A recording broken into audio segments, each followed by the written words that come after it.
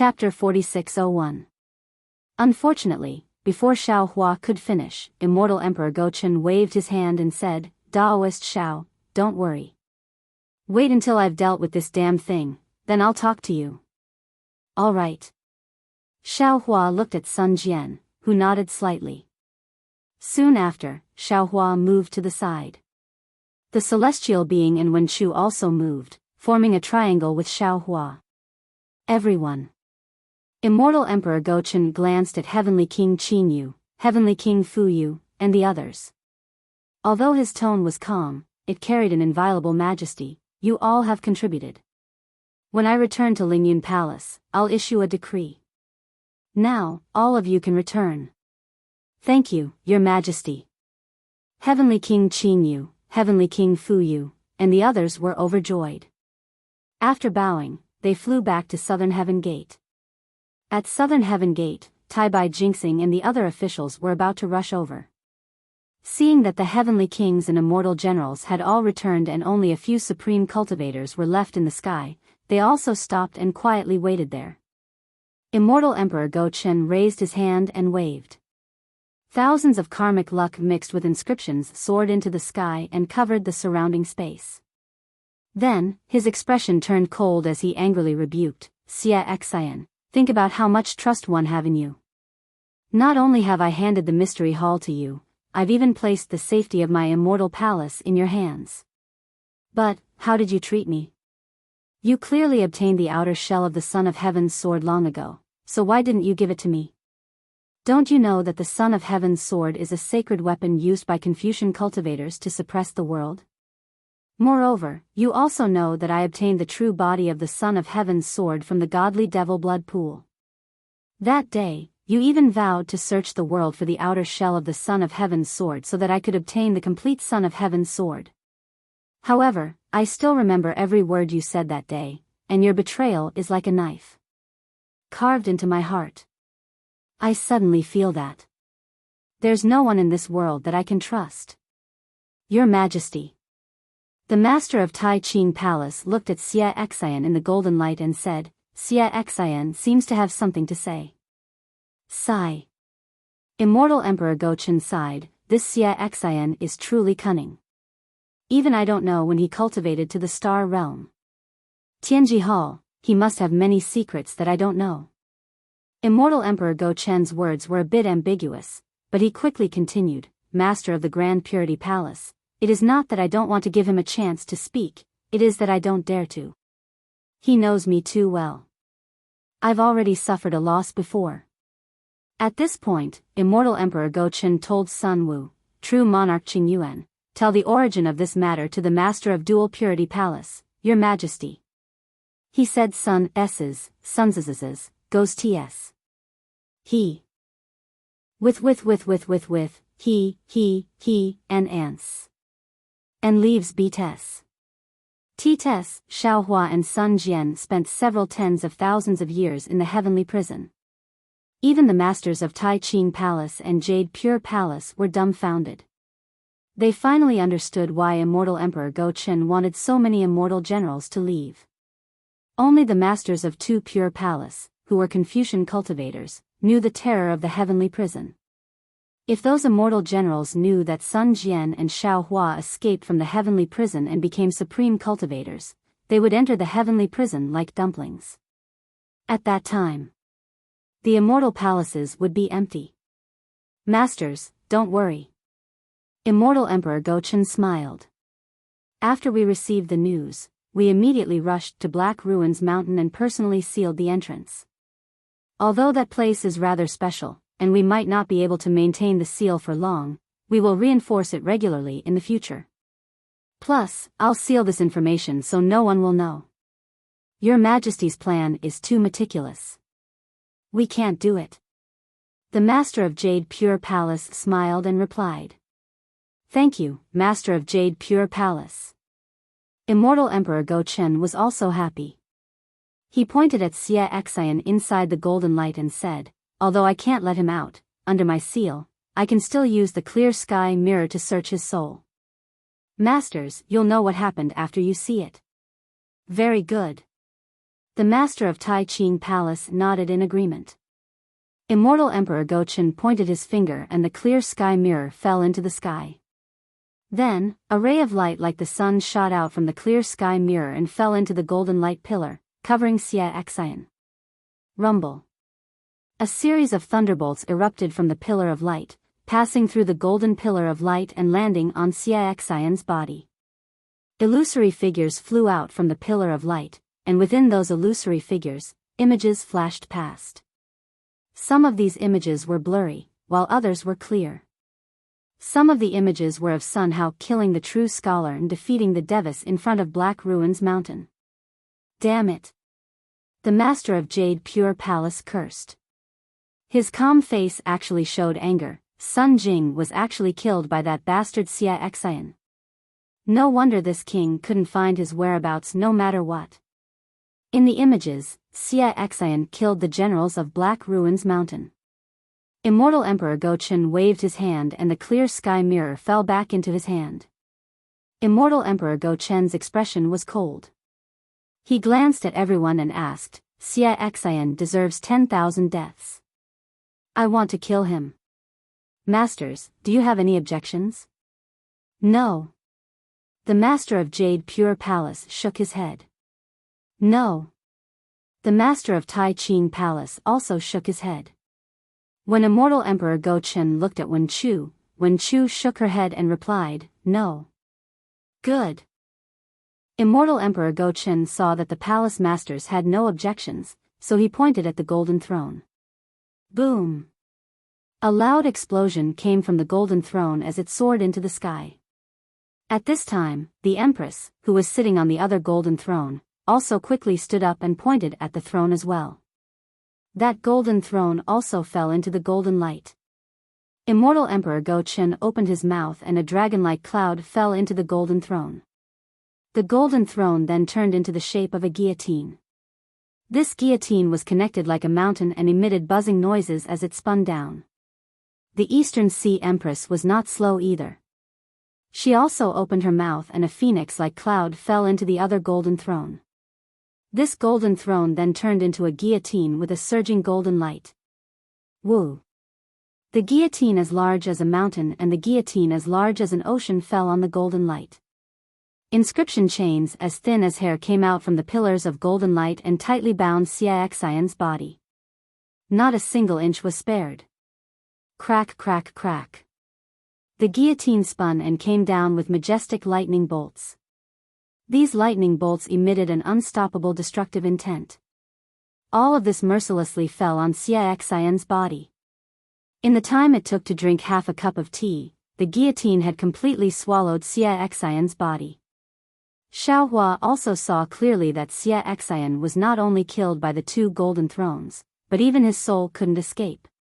Moreover, when the guillotine and the guillotine combined together, didn't it look like an immortal slaying platform? Sigh, Wenxing of 9th level origin energy. Seeing Xie Xian being mercilessly killed by Immortal Emperor Gochen using the immortal slaying platform, Xiao Hua also sighed.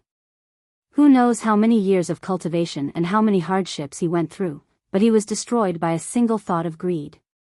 If he didn't have too many desires and only cultivated with a normal heart, how could he have ended up like this? If Xie Xian was like this, then how could Prince Lan not be like this?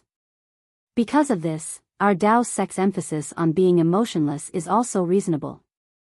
However, some cultivators are too afraid of being entangled by desires, so they simply cut off all their desires. This is truly a bit excessive. Of course, Xiao Hua was only a bit emotional. He didn't sympathize with Xie Xian at all. He was thrown into the heavens prison by Xie Xian. If it wasn't for his heaven-defying luck, how could he still be standing here? After killing Xie Xian, Immortal Emperor Gochen solemnly waved his hand and pulled out the Son of Heaven's sword from his waist.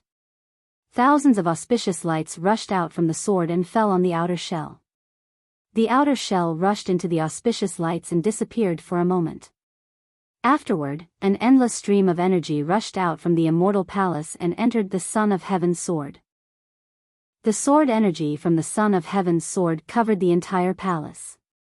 Inside, the scriptures quickly flashed and filled the entire space. When Immortal Emperor Gochen clenched his fist, the endless images all fell into his hand and were stored inside the Son of Heaven's sword. Congratulations, Your Majesty. Both Sun Jian and the master of the two pure palaces had excited expressions as they bowed and congratulated him. Congratulations as well. Immortal Emperor Gochen put away the Son of Heaven's sword and replied with a smile. Meanwhile, Xiaohua watched as the immortal slaying platform transformed back into two golden thrones, which were kept by Immortal Emperor Gochen and the Eastern Sea Empress respectively. He smiled and asked, Your Majesty, if it's possible, can you answer my question now? Master Xiao Lei seems to be very impatient. Immortal Emperor Gochen killed Xie Xian and took the Son of Heaven's sword. He seemed to be very happy. Even though his expression couldn't be seen under the crown, his tone was very friendly. He smiled and said, Master Xiao Lei is now my Immortal Palace's Master Lei. You even helped me kill the traitor. I still want to hold a big banquet in the Lingyun Palace to ask for Master Lei's reward. Xiaohua looked at the majestic Immortal Palace and smiled. There will be plenty of time in the future to go to the Immortal Palace. Your Majesty, please answer this Zhao's question first. Okay. Immortal Emperor Gochen looked at the two masters of the pure Jade Palace and nodded. Master Xiao Lei, please speak. I will tell you everything I know. I want to ask. Xiaohua looked at Immortal Emperor Gochen and said word by word, Ninth Princess Xian's whereabouts. At the mention of Xian, Immortal Emperor Gochen's body trembled slightly. Then, he saw the inscriptions on the armor that had already landed on the Emperor's armor suddenly rush out again. Pa pa pa. With a series of chaotic sounds, tens of thousands of inscriptions on the armor exploded in midair. Clusters of sparks rushed into the sky. Chapter 4602. Your Majesty, my pure Jade Palace still has matters to attend to, so I'll take my leave first. Seeing this, the pure Jade Palace master bowed slightly and was about to leave. Don't worry, pure Jade Palace master. Immortal Emperor Gochen said faintly, after I finish speaking, we'll return to the Immortal Palace together. The pure Jade Palace master was helpless and could only stand there. However, he had already closed his eyes, leaving only one ear here. Xian violated the immortal law and has been imprisoned in the Heaven Punishment Prison Crystal. Immortal Emperor Gochen said coldly, Does Master Xiao Lei have anything else to ask? Xiaohua looked at Immortal Emperor Gochen with a smile that wasn't a smile and said, Your Majesty seems to know what I want to ask, so there's no need to change the topic. Xiaohua. Immortal Emperor Gochen's tone was even colder as he replied, Where Xian is imprisoned is my decision, it has nothing to do with you. You don't have the right to tell me what to do. Your Majesty. Xiaohua didn't back down and asked forcefully, Your Majesty has already said that as long as it's not a secret of the Immortal Palace, Your Majesty will tell you everything you know. Where Princess Xian is imprisoned doesn't seem to be a secret of the Immortal Palace, right? Moreover, I only want to know where Princess Xian is imprisoned, that's all. Damn it. Immortal Emperor Gochen was furious and turned to East Sea Empress and scolded, East Sea Empress, this is probably your idea, right? You actually dared to collude with the Dao sect behind my back. Your Majesty. East Sea Empress's tone was also cold as she replied, Xian is your flesh and blood after all. Although she violated the immortal law. Hasn't it been remedied now? Moreover, your gains are 100 times more than what you lost. Not only did Xian not make any mistakes, she even contributed. You. Why are you so heartless and not telling me where she is imprisoned? Could it be that your face is more important than Xian's several hundred years of loneliness and punishment? As for colluding, this concubine doesn't dare to accept this word. Presumably. Someone in the Medicine Flower Palace is worthy of this word? Master Xiao Lei came to ask for an audience, but as the master of the Immortal Palace, you actually came out of the Medicine Flower Palace. Hearing that East Sea Empress actually came to the Medicine Flower Palace Master, Xiaohua was slightly stunned. He hastily learned to hide to listen to the Flower Palace Master. When he looked at Sun Jian again, he felt a little embarrassed. Humph. Immortal Emperor Go-Chen snorted and interrupted her before she could finish. His voice was somewhat hysterical as he roared, "That's right, I've hardened my heart." So what? On the day of the Heaven's Choice Assembly, how many chances did we give Xian?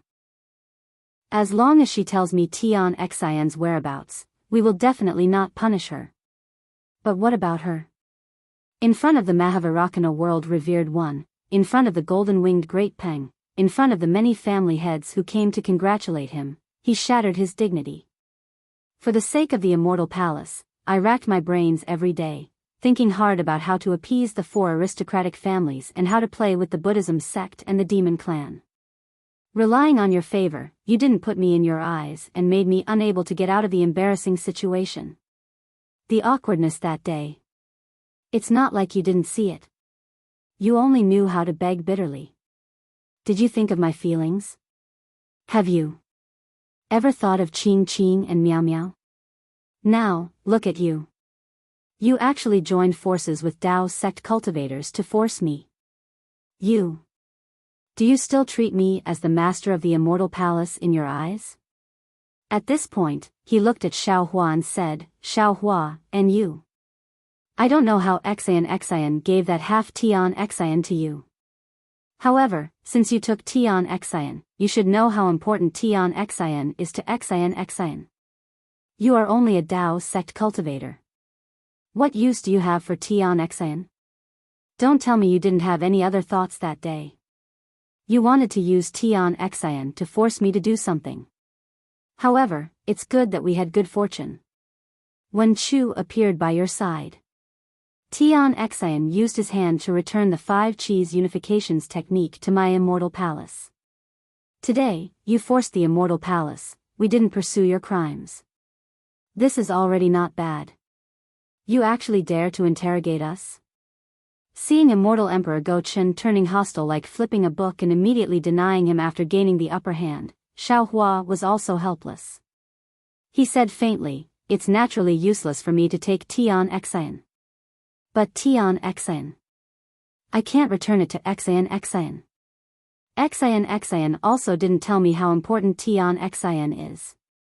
You naturally can't take it out. As long as Tian Xian touches it, it will definitely fuse together. How can you take it out?"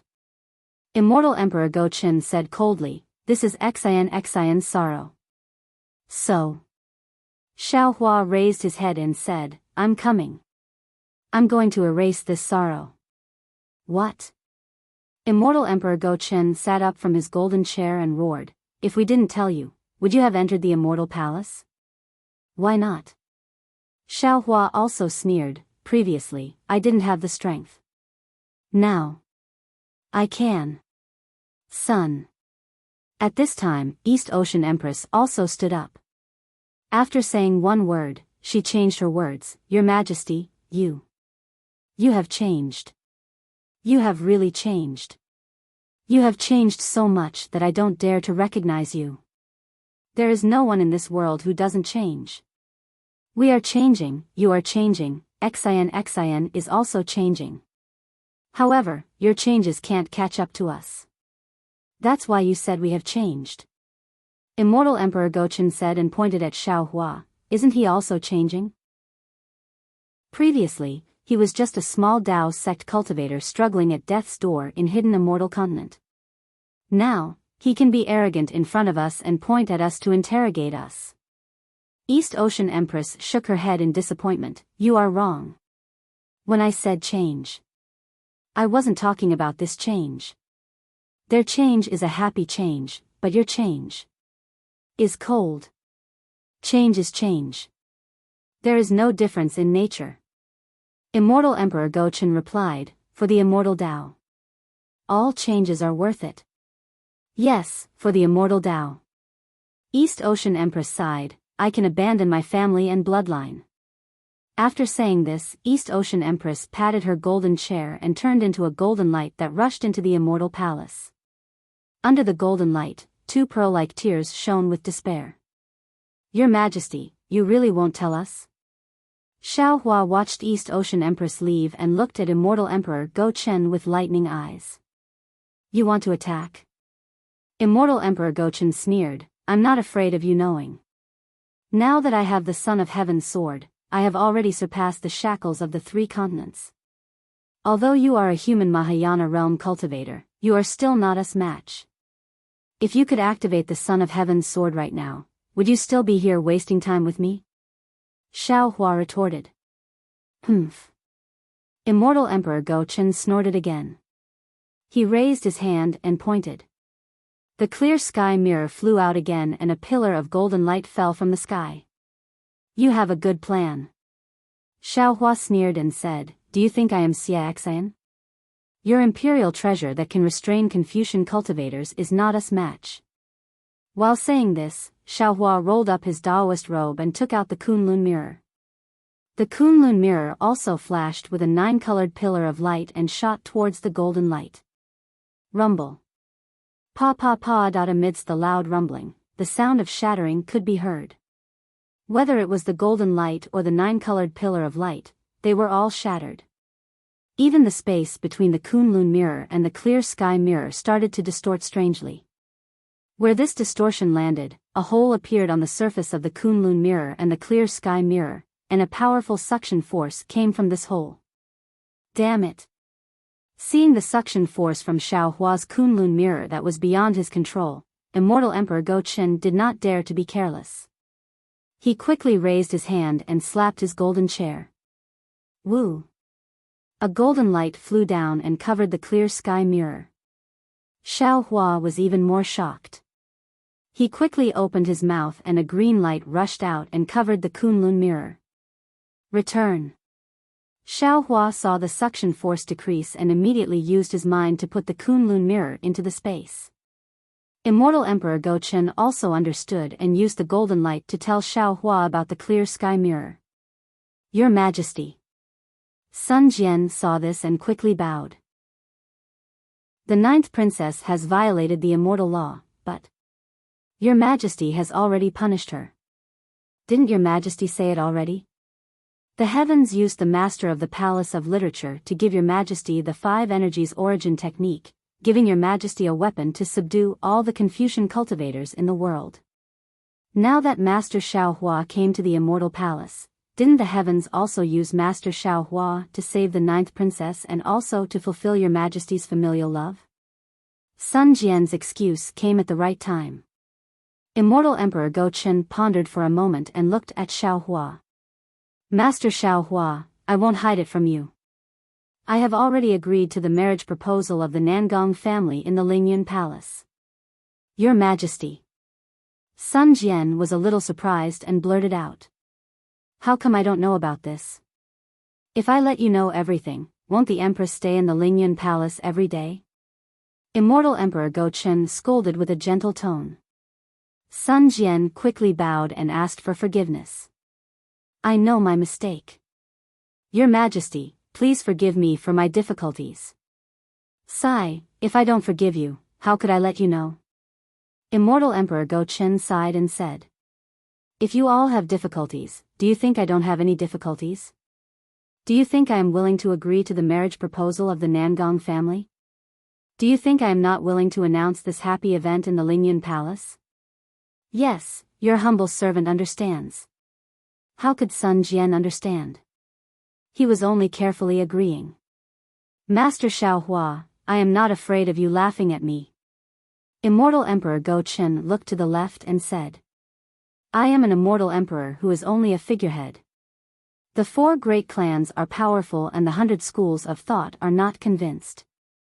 Although my school of the military controls the immortal palaces and protects the fate of the Confucian cultivators, I feel like I am being roasted on a fire every day. The demons in the 1,000 demon sacred realm are very powerful. The Grand Saint of Starry Sky is in the Great Sage Hall. Perhaps not long after, the demons will launch a large-scale invasion. Although the Pure Land is inhabited by the human race, the Buddhist sect is prosperous. That oppressive Buddhist light always wants to fall on my hidden immortal continent. Sutra seeking extreme bliss, sutra seeking extreme bliss. If it wasn't because I was powerless to stop it, how could I create this gimmick? Luckily, the Buddhist sect is undergoing a great change. Buddha Maitreya has rebelled from the Thunder Sound Temple and is temporarily residing in the snowy mountain. Ah! Xiao Hua was shocked and shouted. When did Buddha Maitreya rebel from the Thunder Sound Temple? Immortal Emperor Go Chen did not answer Xiao Hua. Instead, he continued. It is also at this time that the master of the literature palace descended from the heavens. My immortal palaces have the strength to play games. I do not want to lose this opportunity. Therefore, Master Xiao Hua, I have no choice but to ally with the Nangong family and borrow the 5 Qi unifying art to unify the Confucian cultivators in the world. Chapter 4603. Immortal Emperor Go Chen's words were emotional, but Xiao Hua knew that this was only Immortal Emperor Go Chen's method of ruling. He wanted to retort, but seeing that Immortal Emperor Go Chen seemed to be relenting, he went along with Immortal Emperor Go Chen's words and said, Your Majesty's hard work, I can understand it. Just controlling the Fortune Gate already gives me a headache, not to mention Your Majesty controlling the hidden immortal continent. So. Immortal Emperor Go Chen nodded and said, Master Xiao Lei must understand me. I also said the same thing to the Nangong family in the Lingyun Palace. If you want to marry the 9th princess, you can. However, you have to show me your strength and save the 9th princess with your own strength. Now, other than the Nangong family, the Dongfang family, Shimen family, and Baiming family have also formally proposed marriage with the other 3 princesses.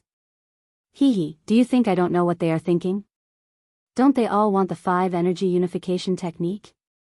However, these 4 families are indeed places that my 4 princesses can be entrusted to. I gave the Nangong family a difficult problem to let the other 3 families see that my princesses are not to be casually married.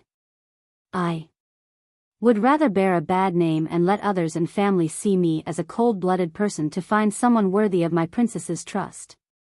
And Xan is even more so. Immortal Emperor Go Chen's golden chair emitted a golden light, and a shadow rushed into the sky. Immortal Emperor Go Chen's voice finally came, That's all I have to say. If Master Xiao Lei doesn't believe me, you can fight your way to the Lingyun Palace. Oh, Scholar Palace Master, I know you have a good relationship with Master Xiao Lei. You can follow Master Xiao Lei to the hidden immortal continent to search. This subject respectfully sends off Your Majesty. Sun Jian's cultivation was the lowest among them. Seeing that Immortal Emperor Go Chen had said all he needed to say, he hurriedly bowed and said. As Immortal Emperor Go Chen flew away, the golden light in front of the palace disappeared, and the guards could see the situation inside again. At this time, Xiao Hua looked at Immortal Emperor Go Chen's flying figure and felt helpless in his heart. Immortal Emperor Go Chen said so much, but it was all nonsense. He didn't reveal where Xian was imprisoned. But all this nonsense was to tell Xiao Hua, how could the princess of the immortal palace be easy to marry? If you want to marry the new princess, then you have to show your strength and find out where the new princess is imprisoned. After all, the Nangong clan also didn't obtain any useful information from Immortal Emperor Go Chen. Damn it, I messed around in the immortal palace for half a day, but I didn't even take a single step into the southern heavenly gate. Xiao Hua gnashed his teeth in hatred as he inwardly cursed, furthermore, I can't say anything. He was trying to find a reliable lover for his daughter. No wonder he could become an immortal emperor, while I can't even be the Fortune Gate's gate chief. Fellow celestial immortal, thank you for your skill. If there is a chance, we will spar again in the future. Farewell. The Jade Pure Palace Master was the first to bid farewell. He nodded at the Celestial and left on the purple cloud. The Celestial being also put on a good show and said, The Lord of the Jade Pure Palace is very powerful, I also admire you greatly. On the other hand, the Grand Purity Palace Master wasn't in a hurry to leave. He looked at Xiao Hua and said calmly, "Master Xiao Hua, I was a little reckless today." "Sigh, it's fine." What else could Xiao Hua say? They were both supreme cultivators of the human race. Although there was a difference between Confucianism and Taoism, they were already very close to the final step. Their previous battle wasn't particularly desperate, so he could only wave his hand and say such words. "Actually, I'm curious about. Why can't Master Xiao Hua enter the profound yellow list?" The Grand Purity Palace Master said again. This profound yellow list was refined by the ancient purple micro-immortal emperor using an immortal imperial artifact. Previously, it was used to record the rankings of the experts of the Confucian, Buddhist, Taoist, and demon races. It was only used after Taoism declined that it was used. Therefore, as long as one hasn't transcended the laws of the three continents, one can enter the profound yellow list. This king can, the Jade Pure Palace Master can, Immortal Emperor Go Chen, the Seven Sages, the Mahavairakana World Lord, the Dipankara Archaic Buddha World Lord, and the Maitreya Buddha World Lord can all enter. Why can't you? Xiao Hua bitterly smiled and rubbed his nose. How would I know? I'm afraid I'll have to trouble the Grand Purity Palace Master to ask the Purple Micro-Immortal Emperor about this. Forget it. The Grand Purity Palace Master bitterly smiled. This king is too stubborn. If Master Xiao Hua isn't willing to say, then so be it. This Xiao really doesn't know. Xiao Hua spoke the truth. However, the Grand Purity Palace Master didn't seem to believe him and only cupped his hands, saying, "This king will take his leave. If you have time in the future, Master Xiao Hua can come to my Grand Purity Palace with the Literature Stream Palace Master as a guest." Although there are differences between Confucianism and Taoism, this king doesn't look down on Taoism too much. Alright, I hope such a day will come. Xiao Hua had already seen the Grand Purity Palace Master's Taoism cultivation. He wasn't surprised by his words and only cupped his hands, sending off the Grand Purity Palace Master who had caused trouble. Master Xiao Hua. After everyone left, Sun Jian bowed and said, "This junior really didn't expect you to receive the title of Master Xiao Hua the moment you came to the Immortal Palace. This junior is very envious. Damn it." Xiao Hua didn't feel any pressure facing Sun Jian. He smiled, saying, "Your Immortal Emperor's schemes are truly formidable. This Xiao really isn't his opponent. Sigh, if there wasn't such an Immortal Emperor, how could my military school control the entire Immortal Palace?" Sun Jian thought of what he saw in the Immortal Palace and sighed. Actually, there are some things that he might not be willing to do. For example, Master Xiao Hua. If Senior didn't force him here, how could he give the title of Master Xiao Hua to Senior? Senior, put yourself in his shoes. How much determination would he need to give a Taoism cultivator the title of Master Xiao Hua of the Immortal Palace? Yes, this is also the reason why this Xiao didn't force him too much in the end. Xiao Hua also sighed. However, a moment later, Sun Jian bowed again and said, "Of course, if Master Xiao Hua didn't come today, this junior wouldn't be able to kill my enemy. This matter, I still have to thank Master Xiao Hua." Xiao Hua hurriedly supported Sun Jian and said with a smile, "You and I don't need to be polite. This Xia Xian is our common enemy. This matter.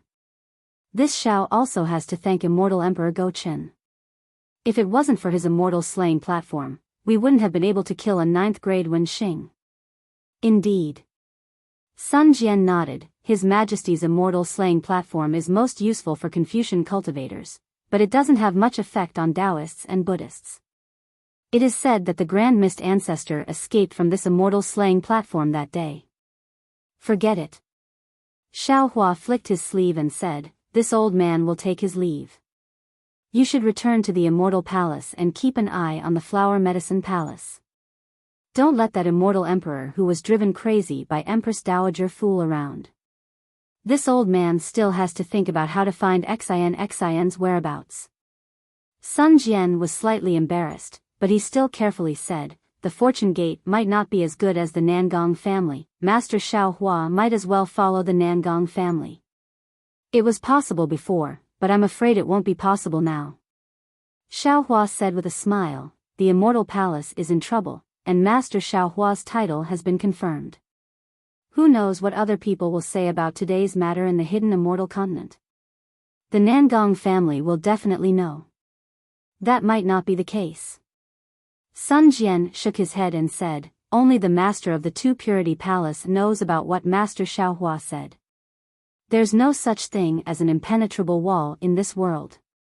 Xiaohua said with a bitter smile, don't forget, there's still the Empress who isn't any worse than the Immortal Emperor. This old lady only wants to save the 9th princess, as for who she saves, she might not care. Empress. Sun Jian wanted to defend the East Sea Empress, but when he thought about it, the East Sea Empress was indeed using Xiaohua. He smiled apologetically and said, they are elders after all, it's not good for this junior to comment. Then don't comment. Xiaohua said with a smile, quickly returned to the Sun Palace. Right now, there must be many immortal generals gathered in front of your palace. This can't be helped, there are ways of the world everywhere. Sun Jian's face also revealed a bitter smile. Xiaohua looked around and said with a smile, it wasn't easy for this old man to find the Immortal Palace. Is it very difficult to leave the Immortal Palace? Now that Senior is already the Lightning Master of the Immortal Palace, it will be very easy to find the Immortal Palace in the future. There won't be any obstructions if you leave now. Sun Jian said respectfully, if Senior is not familiar, then this junior will send Senior out. It's better if you send me out. Xiaohua said with a smile, let this old man walk by himself, maybe I'll even find the Flower Medicine Palace. Xiaohua's words were naturally a joke. After Sun Jian accompanied Xiaohua out of the space where the Immortal Palace was, Xiaohua didn't dare to be negligent and asked Wen Chu in a low voice, fellow immortal, when did the Maitreya Buddha betray the Thunder Temple? I don't know, I'm afraid it's about when fellow immortal entered the Star Moon Palace. Wen Chu shook her head. Xiaohua thought for a moment and said, there must be a reason why the Maitreya Buddha betrayed the Thunder Temple. We should go and take a look. However, right now, the Little Ling Long Temple in the Great Snow Mountain must be the center of attention. It's too eye-catching for us to go there now, we can only wait until later. Right now, the most important thing is to find where Xian is imprisoned with the Heaven Punishment Prison Crystal. I caused a ruckus in the Immortal Palace. It's been almost a year on the hidden Immortal Continent. I don't know if the Nangong family has gotten any more information. Let's return to the Soaring Dragon Mountain Range first. Wen Chu pondered for a moment and said, since we might have to go against the Nangong family, let the Fortune Gate's disciples take action. All right. Xiaohua agreed and said with a smile, fellow immortal and diviner return to the space first. I have some gains in the Star Moon Palace, and fellow immortal also benefited from it. Xiaohua had already told Wen Chu about the tricolored cloud and Xian Hong's law discussion. Wen Chu laughed and said, very good. This young man thanks fellow immortal, this young man will return to the space and listen to the heavenly Tao and karma law discussion. Xiaohua released his divine sense and looked around. Knowing that there was no one around, he shook the Kunlun mirror and put Wen Chu and diviner away. Then, he released Fujiwen, Baidan, and the Pegasus flying chariot to bring him back to the Soaring Dragon Mountain Range. Give a monthly vote, a recommendation vote, a gift, and thank you for all your support. Chapter 4604. Along the way, Xiaohua did not hide anything and told Fujiwen about the Immortal Palace. Fujiwen was speechless, and Bai An's expression changed several times. Then, Bai An lowered his head as if he was thinking about something. On the other hand, Xiaohua closed his eyes and rested as if he had a card up his sleeve. Fujiwen was also surprised, so he urged the Pegasus to fly towards the Soaring Dragon Mountain Range. In less than a day, Xiaohua returned to the Soaring Dragon Mountain Range.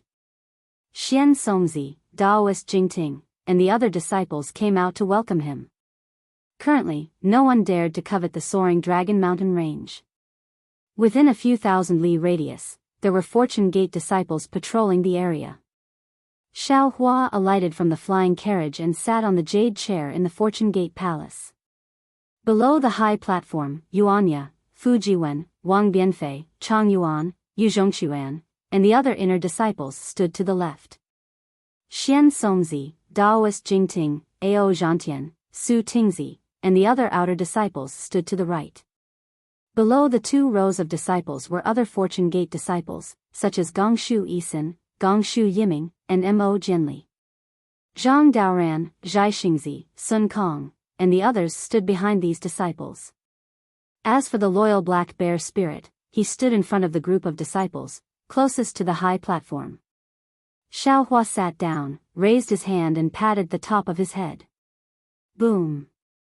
Another 10,000 thunderbolts rushed up to the sky, enveloping the sky of the soaring Dragon Mountain range. All the disciples bowed and saluted. Disciples greet the head elder. Their voices reverberated in the air above the Fortune Gate Palace, and the Black Bear spirit's voice was the loudest. Sect Master?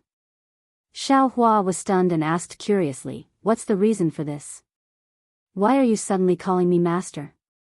Master, the title of Sect Master is something that disciple discussed with Bai and on the way back. After discussing it with the other senior and junior brothers, everyone felt that it was appropriate. Fujiwen calmly walked out and bowed. There are 4 reasons for the Sect Master's words. First, there is a record in the middle treatise. The previous emperor appointed instructors, and the Sect Master taught the 6 virtues. This is the origin of the title of Sect Master. In other words, it means to be in charge of teaching. My master is my Fortune Gate's professor, and all cultivation techniques are taught by my master. He is worthy of the title of Sect Master. Secondly, our Fortune Gate is now divided into 2 parts. The Shao country has already been established, and junior brother Lan is the grand preceptor of the Shao country. On the other hand, the soaring Dragon Mountain Range's Fortune Gate has already been established. With Master as the gate chief, wouldn't his position be the same as junior brother Lan? Therefore, Shifu should appoint junior martial brother Li Xiang or junior martial brother Xiong Yi as the sect leader. Shifu should be in charge of a country or a sect, he should be the sect leader. Thirdly, now that the Dao sect has fallen, Master used his own strength to create the Dao sect. The Dao sect stood side by side with the Confucian cultivators, the Buddhist sect, and the demon race. They were the inheritances of the human race. His master was naturally called the Sect Master. Fourthly, as the Dragon Master of the Dragon Island and the Lightning Master of the Immortal Palace, Master has a noble status and is worthy of the title of Sect Master. If you're talking about an illusion, I do know about it. But what about this great master? Xiao Hua asked with interest, what kind of story is this? Hee, great master. The Black Bear spirit hurriedly laughed. This is what this little one said. Previously, Senior Martial Brother Fu only said Sect Master, but this little one felt that Sect Master was not intimate enough, so it was better to call him Great Master. Then, Shifu. At this time, Wang Bianfei also walked out with a smile and bowed. Since Shifu is Great Master, then what about Martial Uncle Lei Ting? Martial Uncle Wenxiu? Isn't it second Great Master or third Great Master? Therefore, this disciple suggested calling Shifu Great Master. Xiao Hua didn't know whether to laugh or cry. He looked at his disciple and waved his hand, saying, our Dao sect, Confucianism, Buddhism, and demons exist side by side, naturally we can be called a sect. But with the decline of the Dao sect in the hidden immortal mainland, although we have a certain status, compared to the real Dao sect, we are still insignificant. If this great master was heard by others, we would be mocked as a frog at the bottom of a well. Don't mention this again in the future. Shifu. Fujiwen didn't agree with Xiao Hua's opinion and said respectfully, this disciple doesn't think so. That immortal Emperor Go Chen's strength is similar to Shifu's, and Mahavairakana is also not much stronger than Shifu. Even the golden-winged Great Peng. Didn't it also lose to Shifu? They can call themselves immortal emperors, world sovereigns, and great sages, so why can't Shifu call himself great master? Moreover, only when Shifu is great master can junior martial brother Lan and junior martial brother Xiongyi be good sect masters. Only then can we disciples spread our branches and spread our leaves. Senior Shao. At this time, Zhai Xingzi also came out and said respectfully, Senior martial brother Fu Jiwen is right. Currently, Senior is the leader of our Dao sect, and your position determines the development of our Dao sect. Only the title of Great Master is suitable for Senior's identity. Moreover, I think that since the primordial chaos ancestor can call himself an ancestor, then Senior can naturally call himself the sect master. Only an open, upright, and broad-minded person like Senior is worthy of being the sect master of my Dao sect. Listening to everyone's words, Xiaohua inwardly pondered. Everyone's words were reasonable. Perhaps he was indifferent to fame and fortune, and didn't like these titles, but he couldn't block the path of others because of this. If he didn't elevate himself, how could Xiongyi, Fu Jiwen, and the others have the space to display their abilities? What would others think of his fortune gate? If he didn't follow good advice, there might be a second or third Lan Prince appearing. Good. Xiaohua nodded. In that case, Shifu can also reluctantly be great master. Greetings, sect master. All the disciples were overjoyed. Just as Xiaohua was about to raise his hand to help the group of disciples up, he heard the lightning reverend call out from within the space. Fellow Taoist Xiao. If you are the head elder, then am I the second head elder? Xiao Hua laughed inwardly. I won't say anything about this matter. Let's hear what the disciples have to say. Good, good, good. The lightning immortal, Wen Chu, and the others cheered in the space. Good disciples. After waiting for all the disciples to stand up, Xiaohua said with a smile, you all pushed your master to the peak of the limelight of the head elder. Then how do you and the other martial uncles rank? Shifu, don't be impatient. Wang Bianfei was the most quick-witted, and hurriedly said with a smile, disciples have already come to a conclusion on this matter, but Shifu, please explain to your martial uncles that you are the same as Shifu, you can also be great master. But since you are in the fortune gate, you can only have Shifu as the great master. The other martial uncles are not ranked first or last, they can only be addressed differently. Let's hear it.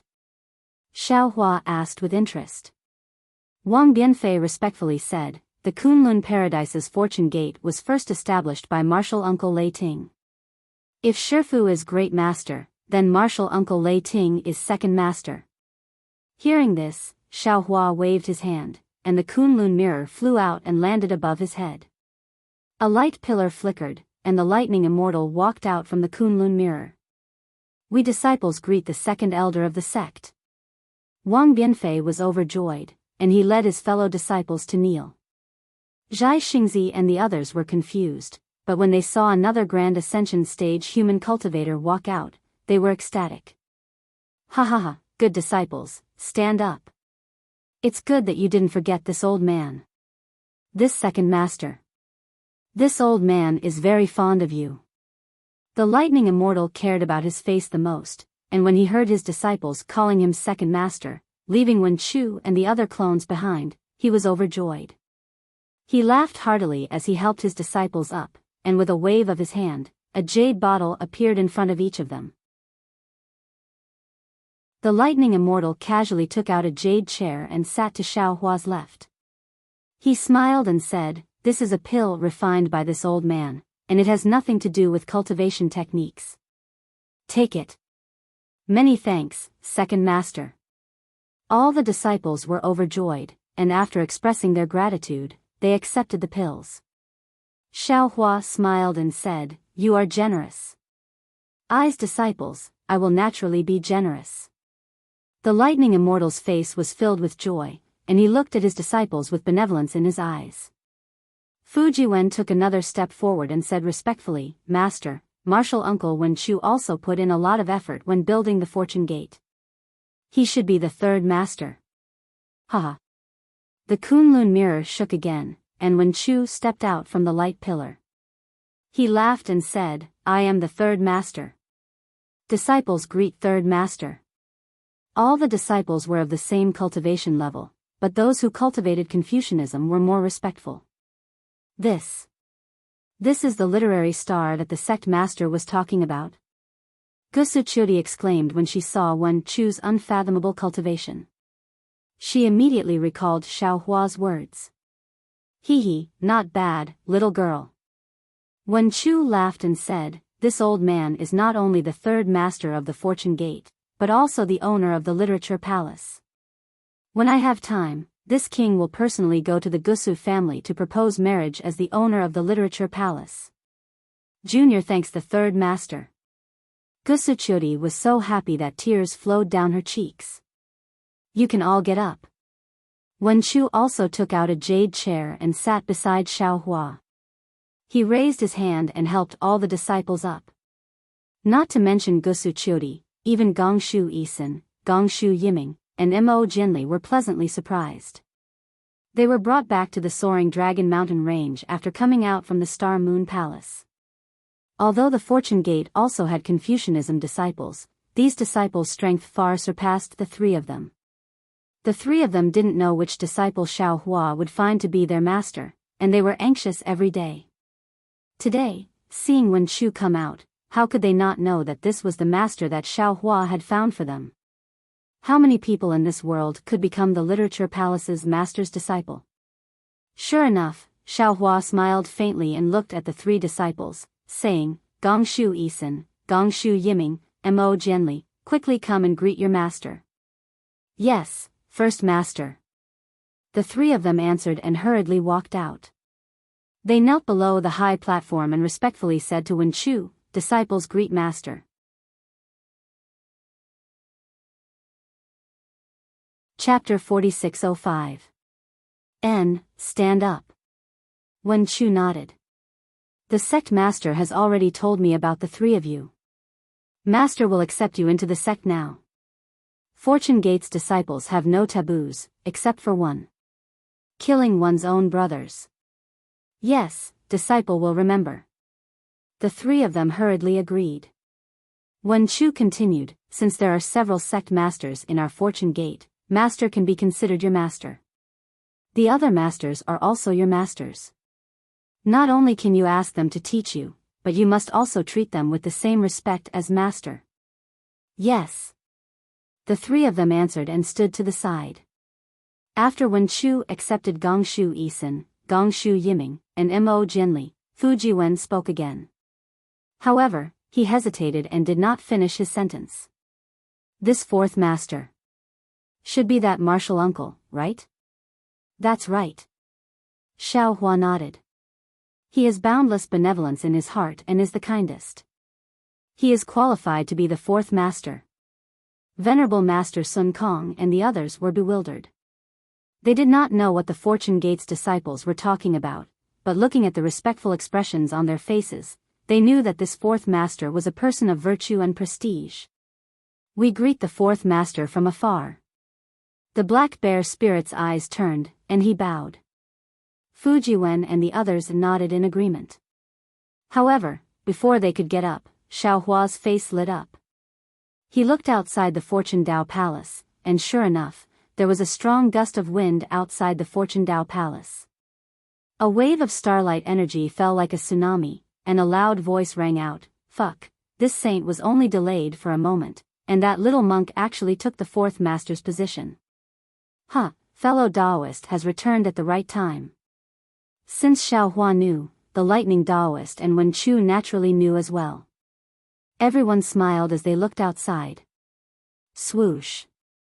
A streak of starlight flashed, and Starry Sky Great Sage Feng Wu's figure appeared on the stage. Feng Wu had just stabilized himself when he flapped his wings, and the white lion and golden condor flew out and landed beside the Black Bear Spirit. The Black Bear Spirit was overjoyed, and he hurriedly saluted respectfully. Disciple greets the fifth master.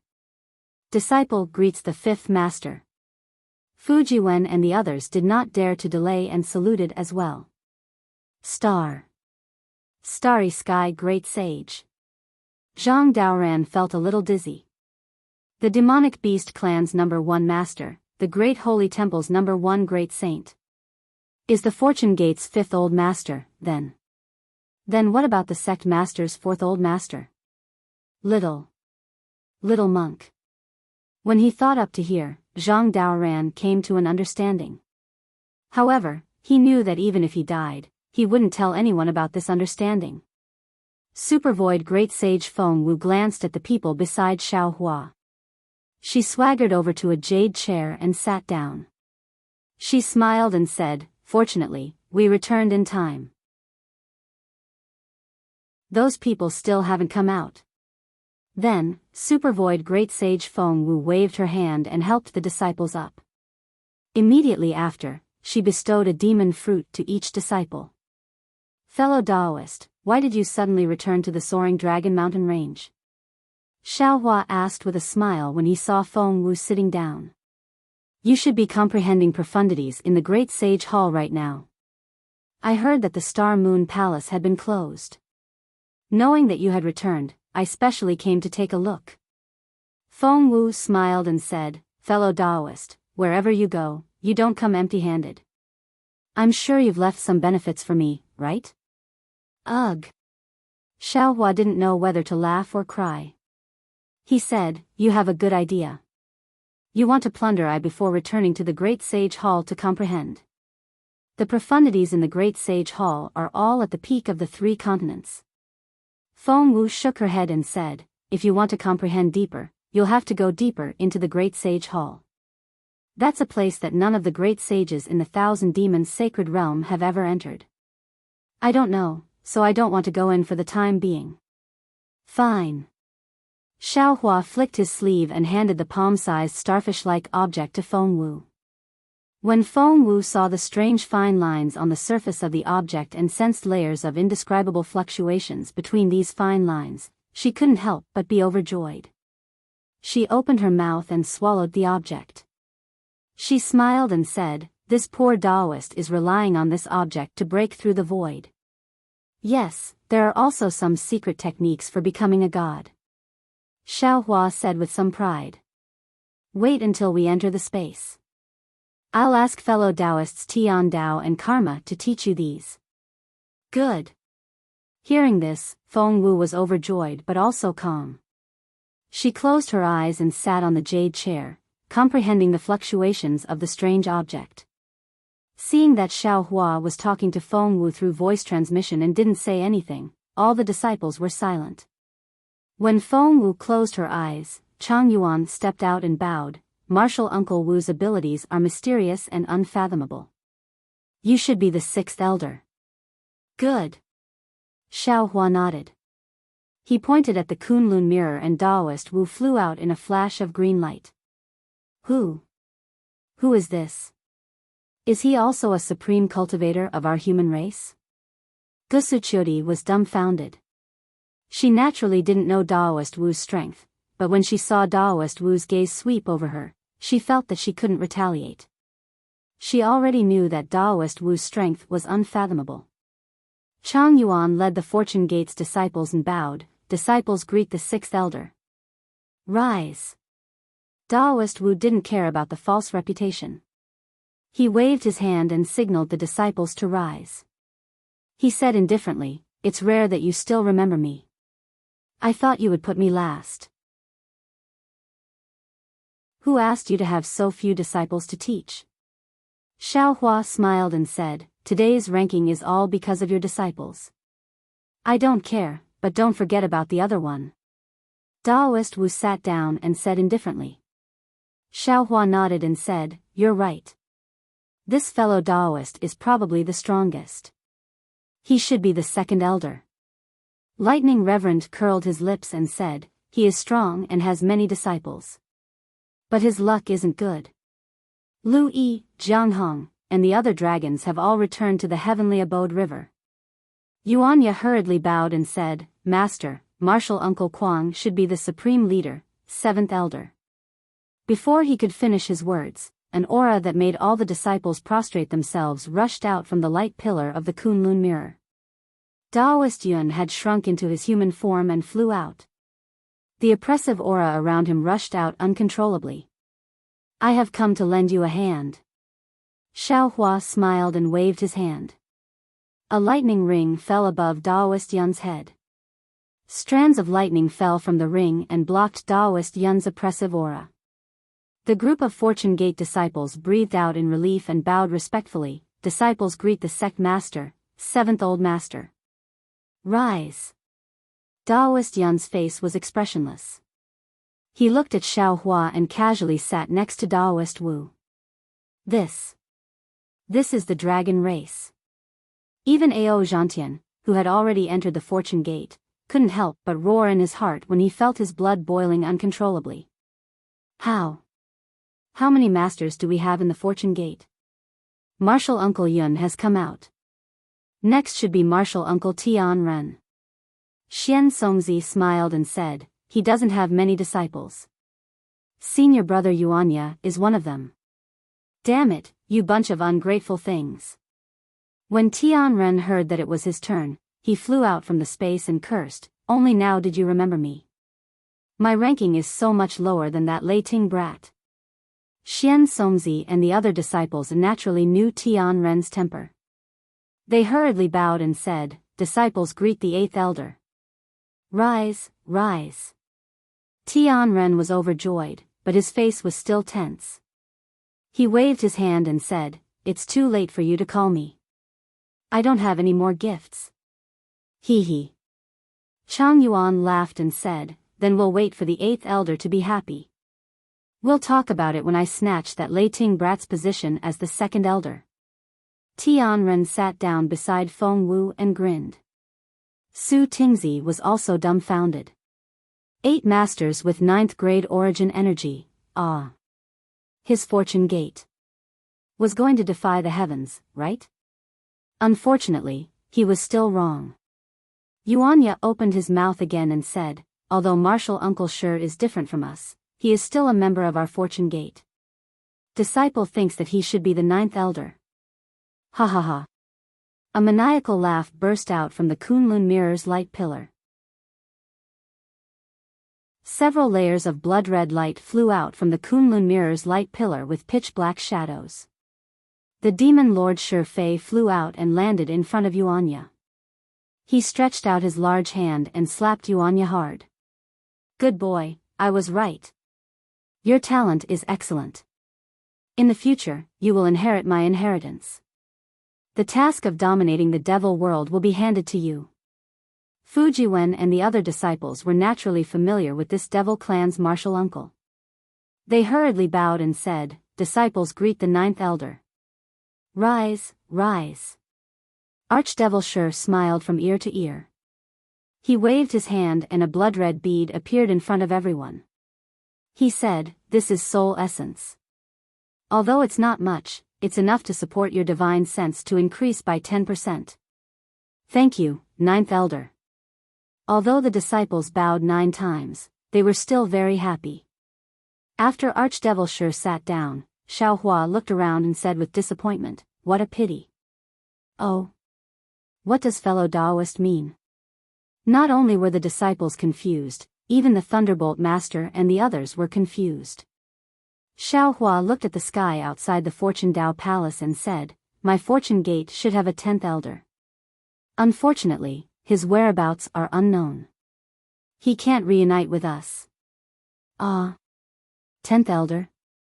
The Thunderbolt Master and the others were stunned and asked curiously, how come we don't know? Xiaohua smiled and told them about the disappearance of the Phoenix celestial body. Back then, Xiaohua's doppelganger technique was too shallow. The doppelgangers did not have their own consciousness, so they did not know about this matter. When Feng Wu heard this, a thoughtful expression appeared on his face. He smiled and said, if that's the case, this fellow Taoist should be the 8th great sage of my great sage hall. Who knows? Xiaohua shook his head. I still don't know how strong he is now. However, if I'm not wrong, he should be in the light congregating realm or the enlightenment star realm. It's unlikely that he's in the sky devouring realm.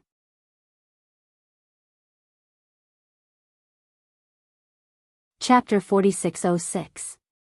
Forget it. Xiaohua looked at the puzzled Fortune Gate disciples and waved his hand, saying, "Our Fortune Gate's 10th Old Master's position will be reserved for the time being. Wait for your martial uncle to return." Yes, disciples look forward to 10th Old Master's return. The group of Fortune Gate disciples bowed respectfully towards the outside. Excellent. Xiaohua clapped his hands and said, "Our Fortune Gate's 10th Old Master's position has been determined. Our Fortune Gate's glory begins today. Congratulations to the 10th Old Master, congratulations to the 10th Old Master." Seeing that their Fortune Gate actually had 9 of the 3 mainland supreme cultivators, all the Fortune Gate disciples were overjoyed and congratulated in unison. After the thunderous cheers subsided, Xiaohua's gaze swept over the crowd below the stage, asking, "Xian Songzi, how was the reception of our Fortune Gate's disciples?" Xian Songzi did not dare to be negligent, hurriedly bowing and answering, reporting to First Old Master. Disciple accompanied Senior Brother Jingting, Junior Brother Wang Bianfei, Junior Brother Yu Zhongquan, and Junior Sister Changyuan to the 3 mainlands to welcome the Star Moon Palace's Fortune Gate's disciples. After 10 months and 11 days, we welcomed a total of 8,092 Gold Core Realm disciples and 3,601 Foundation Establishment Realm disciples. Among them, 37 were injured. Disciple was ordered by First Old Master to investigate the cause of their injuries. 14 of them were injured by accident, and Disciple felt that there was no need to pursue the matter. Of the remaining 23, 14 were injured in the Thousand Beasts Sacred Ground, 7 were injured in the Hidden Immortal Mainland, and 2 were injured in the Pure Land of Bliss. Disciple was ordered by First Old Master to kill 49 people and exterminate 85 demonic beast tribes.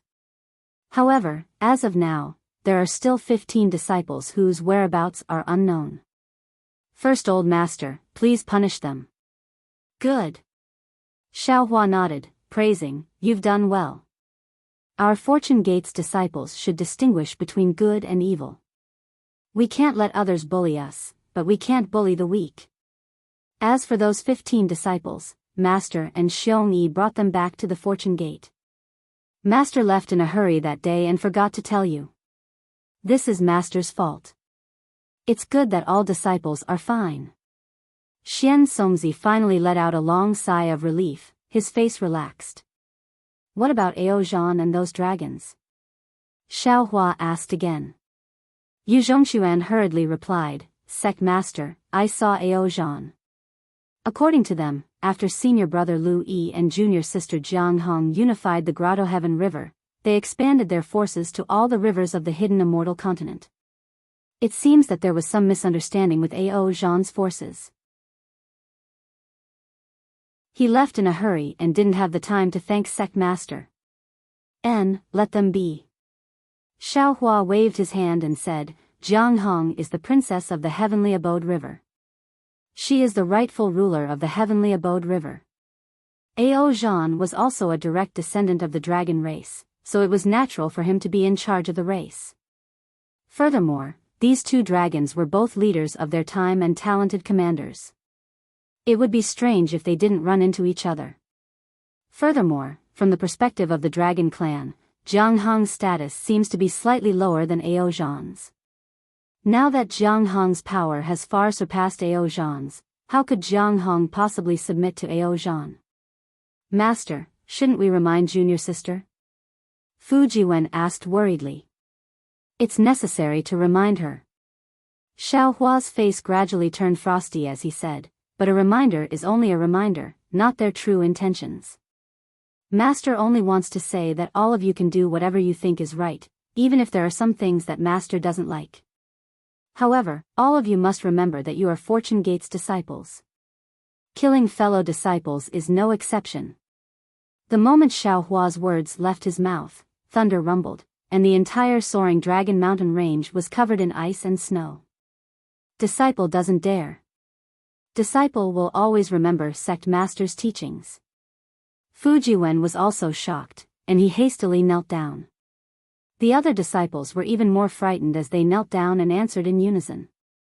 Xiaohua closed his eyes, and a moment later, he opened them. His robe fluttered, and a dazzling light shot out from the Fortune Gate Palace. Wherever the light passed, the ice and snow melted, and flowers fluttered in the air.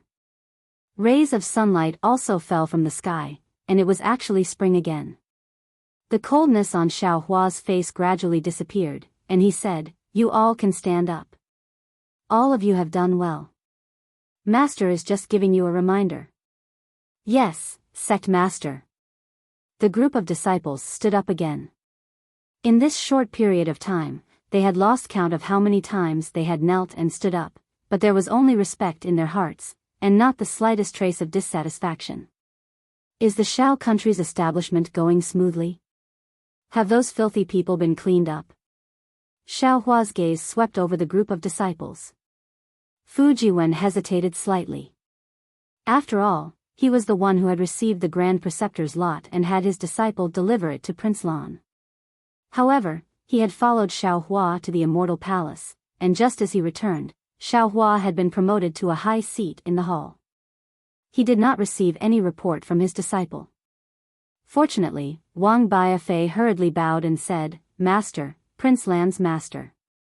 Junior brother received the Grand Preceptor's lot and led the Soaring Dragon Mountain Range's disciples, as well as some Fortune Gate's disciples to the Shao country. Initially, there were some reports, but Master left in a hurry and did not appoint any senior brother or junior brother to be in charge of the Fortune Gate's affairs, so we did not receive any specific reports. When senior brother Xian Songzi and senior brother Daoist Jingting returned, they specifically asked Prince Lan to send a report on the situation this year, but it hasn't been sent back? Xiao Hua asked without any surprise. Xian Songzi said, "Indeed.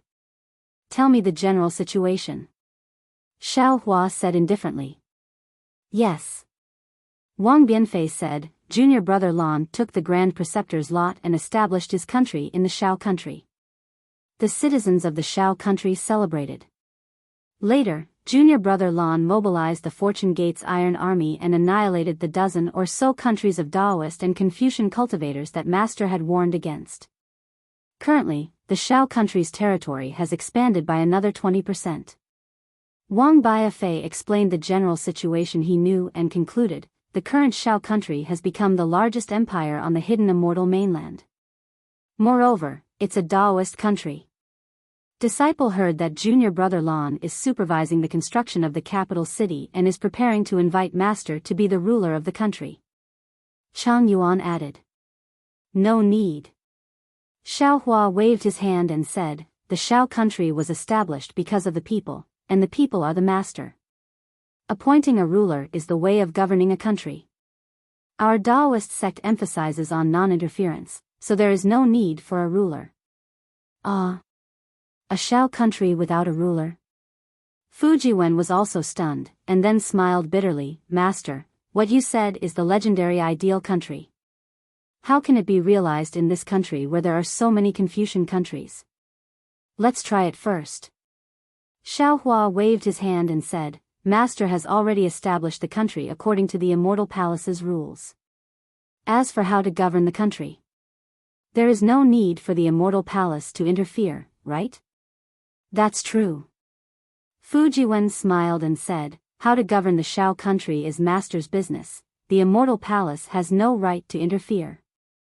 Of course, the Shi country's affairs are more like a secular country's governance. You and I have no experience. Master's opinion is only for reference. As for the specific situation, let His Highness Lan decide according to the situation." At this point, Xiao Hua transmitted his voice to Fu Jiwen. "Jiwen, secretly send enough people to the state of Shi to investigate the recent even the situation of His Highness Lan in the past 10 years. Be careful, no one is to speak of this matter." "Yes." Fu Jiwen was shocked and hurriedly agreed. Then, Xiao Hua pondered and said, "As for the Soaring Dragon Mountain Range's Fortune Gate, there needs to be someone to take charge. All of you want to cultivate by yourselves, who can handle the daily affairs." "Wasn't Master angry just now? Why are you fretting now?" Fu Jiwen was the closest to Xiao Hua. After receiving Xiao Hua's private order, he asked with a smile. Xiao Hua smiled and nodded. Lu Yi is a good candidate.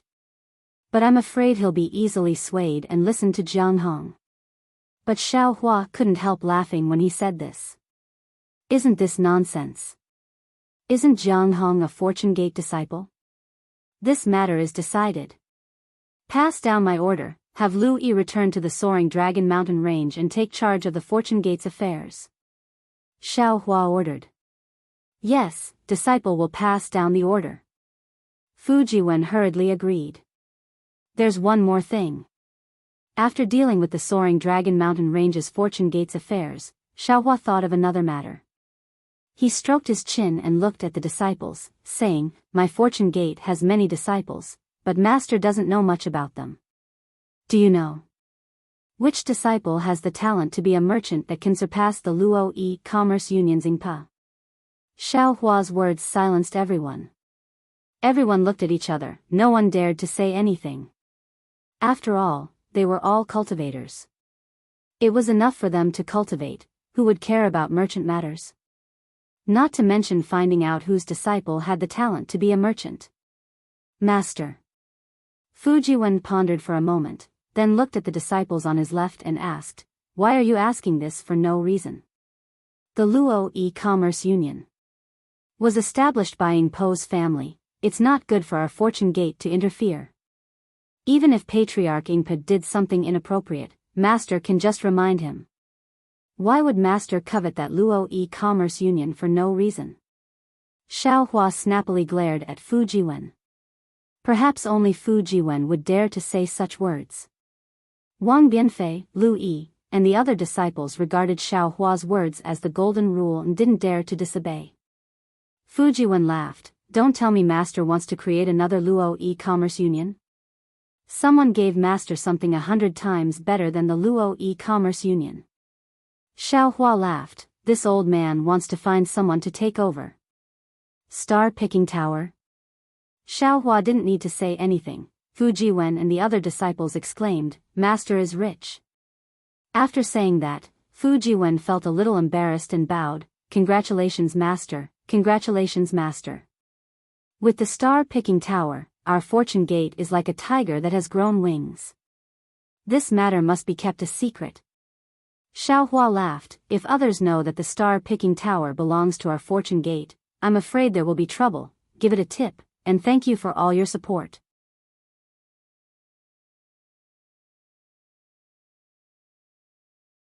Chapter 4607. Then. Let's find a Confucian disciple to manage the Fortune Gate. Wen Chu couldn't help but suggest. Fu Jiwen's heart skipped a beat. He smiled and said, Master, as the saying goes, one should not avoid family and enemies. Xiao Hua's eyes lit up. Without waiting for Fu Jiwen to finish, he clapped his hands and said, Not bad, not bad. I forgot that there is an excellent candidate in front of me. It's her turn. Wen Chu nodded and said, Bai Ren is a female official of the Immortal Palace. Previously, she was in charge of the School of the Emperor Star. Managing the star-picking tower is a piece of cake for her. Moreover, she is also a female cultivator. She is the most suitable person to manage Star Moon. This king recommends Bai Ren. Fu Jiwen was overjoyed. After all, Wen Chu's recommendation was completely different from his own. He hurriedly bowed and said, Thank you, Third Master. Call Bai Ren in. Xiao Hua ordered. A moment later, Bai Ren came in from outside the Fortune Gate Palace. When Xiao Hua told her about Star Moon, a complicated expression appeared on Bai Ren's face. She knelt and said, First Master, there is no problem with this disciple managing star-picking tower. In fact, there are more suitable candidates than this disciple. However, this disciple can manage it on her behalf. When there is a chance in the future, I will hand it over. Xiao Hua naturally knew that Bai Ren was talking about the new princess. He nodded and said, In that case, you can manage it first. As he spoke, Xiao Hua handed over some tokens of star-picking tower to Bai Ren.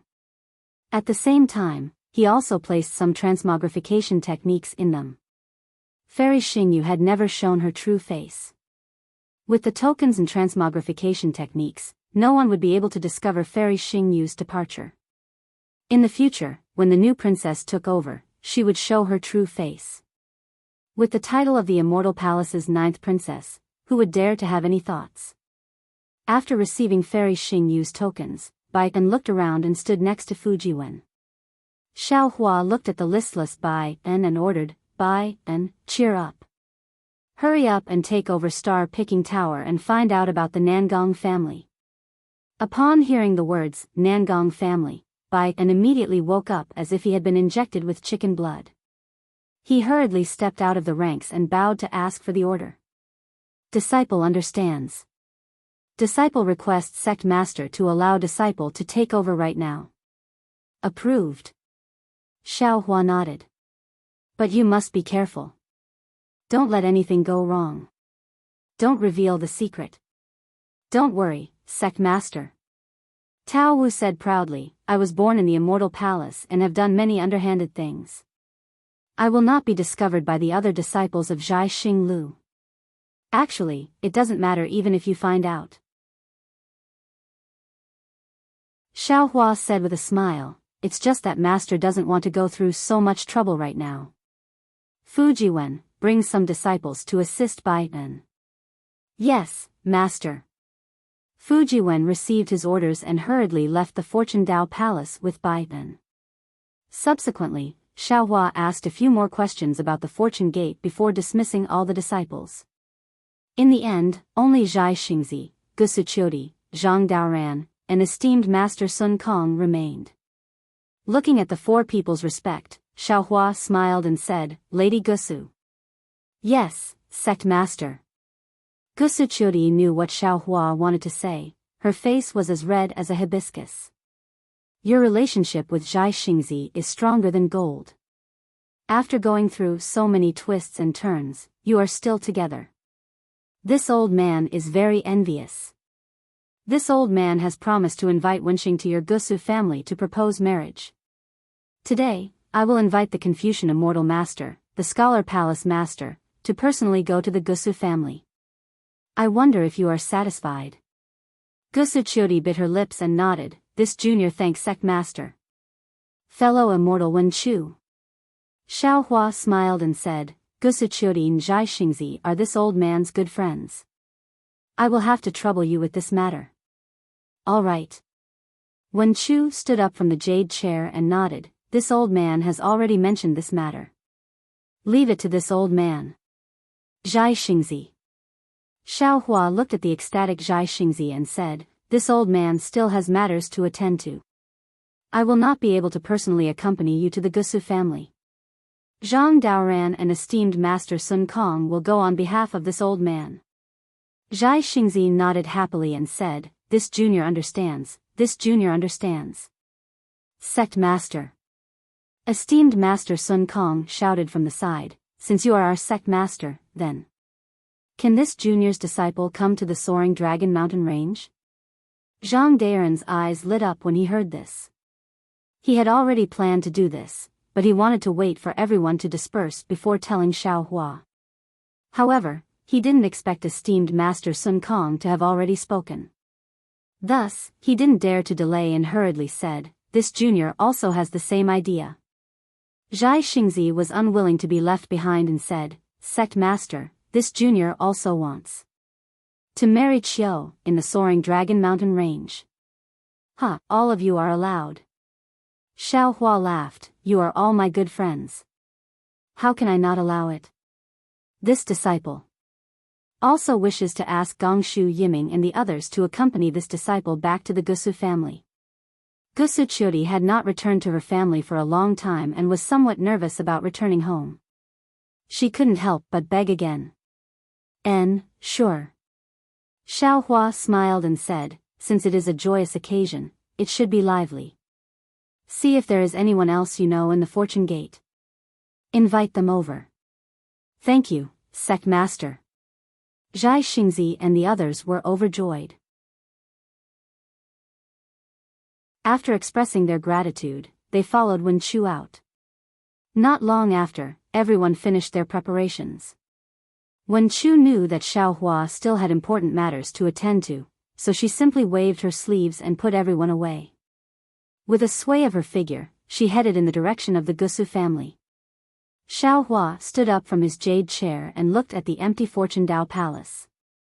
He couldn't help but smile and say, "It's just a title of sect master and some ordinary orders." When these disciples leave, this old man actually feels a little reluctant. It seems that many cultivators are infatuated with power for a reason.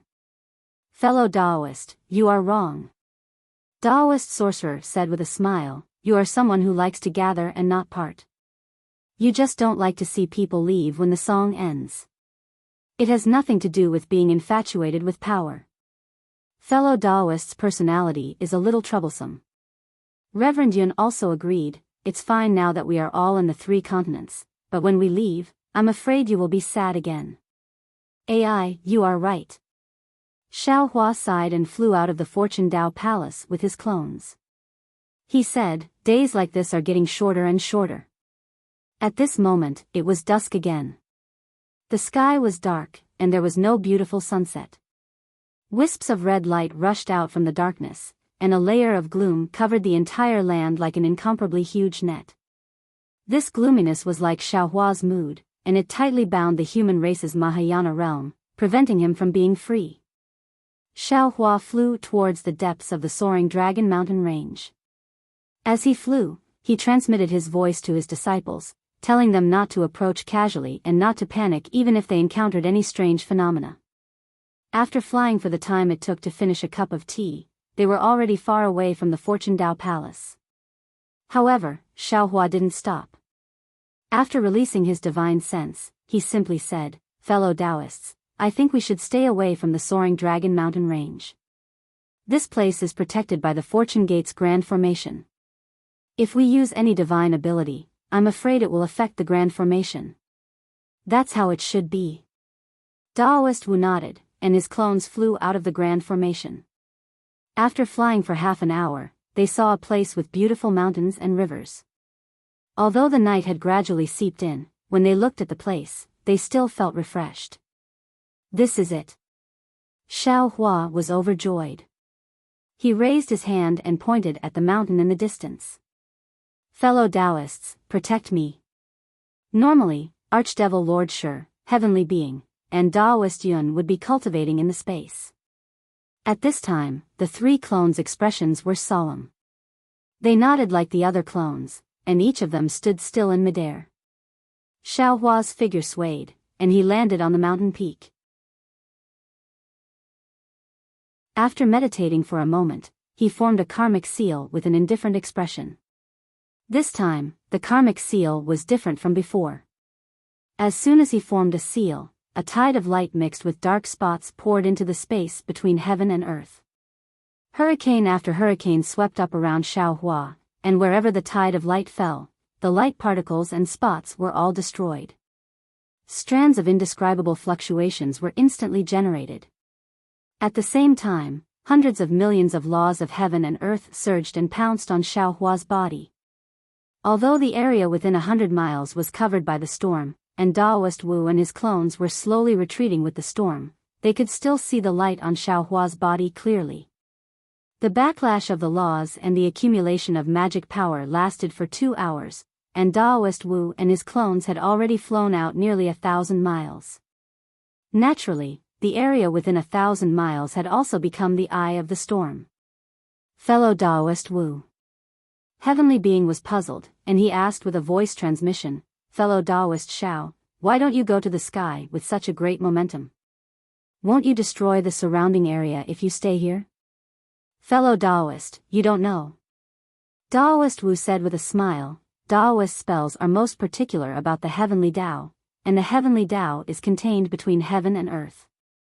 If you're in the sky, you can only detect traces of heaven and earth, but not traces of earth. Princess Xian is suppressed in the heaven punishment prison crystal, and it's more likely that she's trapped somewhere on the ground. Therefore, fellow Taoist Xiao can only detect this karmic seal by touching the ground with his body. Of course, fellow Taoist Zhao's karmic hand hasn't reached phenomenal mastery yet. If it reaches phenomenal mastery, there's no need for such a great momentum, and there's no need for you to touch the ground. As Daoist Wu spoke, Xiaohua's body suddenly flashed and disappeared. The area within 1,000 miles seemed to be still, and a strange fluctuation spread out with Xiaohua as the center. Wherever this fluctuation passed, everything became transparent, and all colors were wiped out. In the blink of an eye, an irregular space that was tens of thousands of miles in size was created around Daoist Wu and his clones. Swoosh. Like the faint sound of water, hundreds of millions of water filaments seeped out from the space.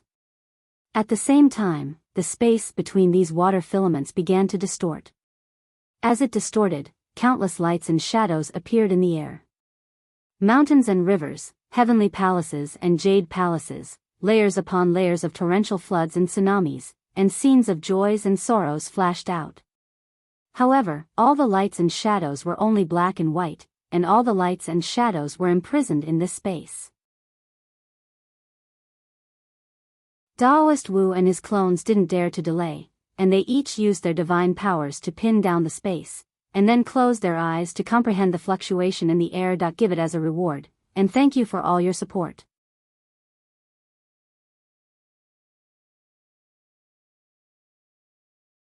Chapter 4608. Boom.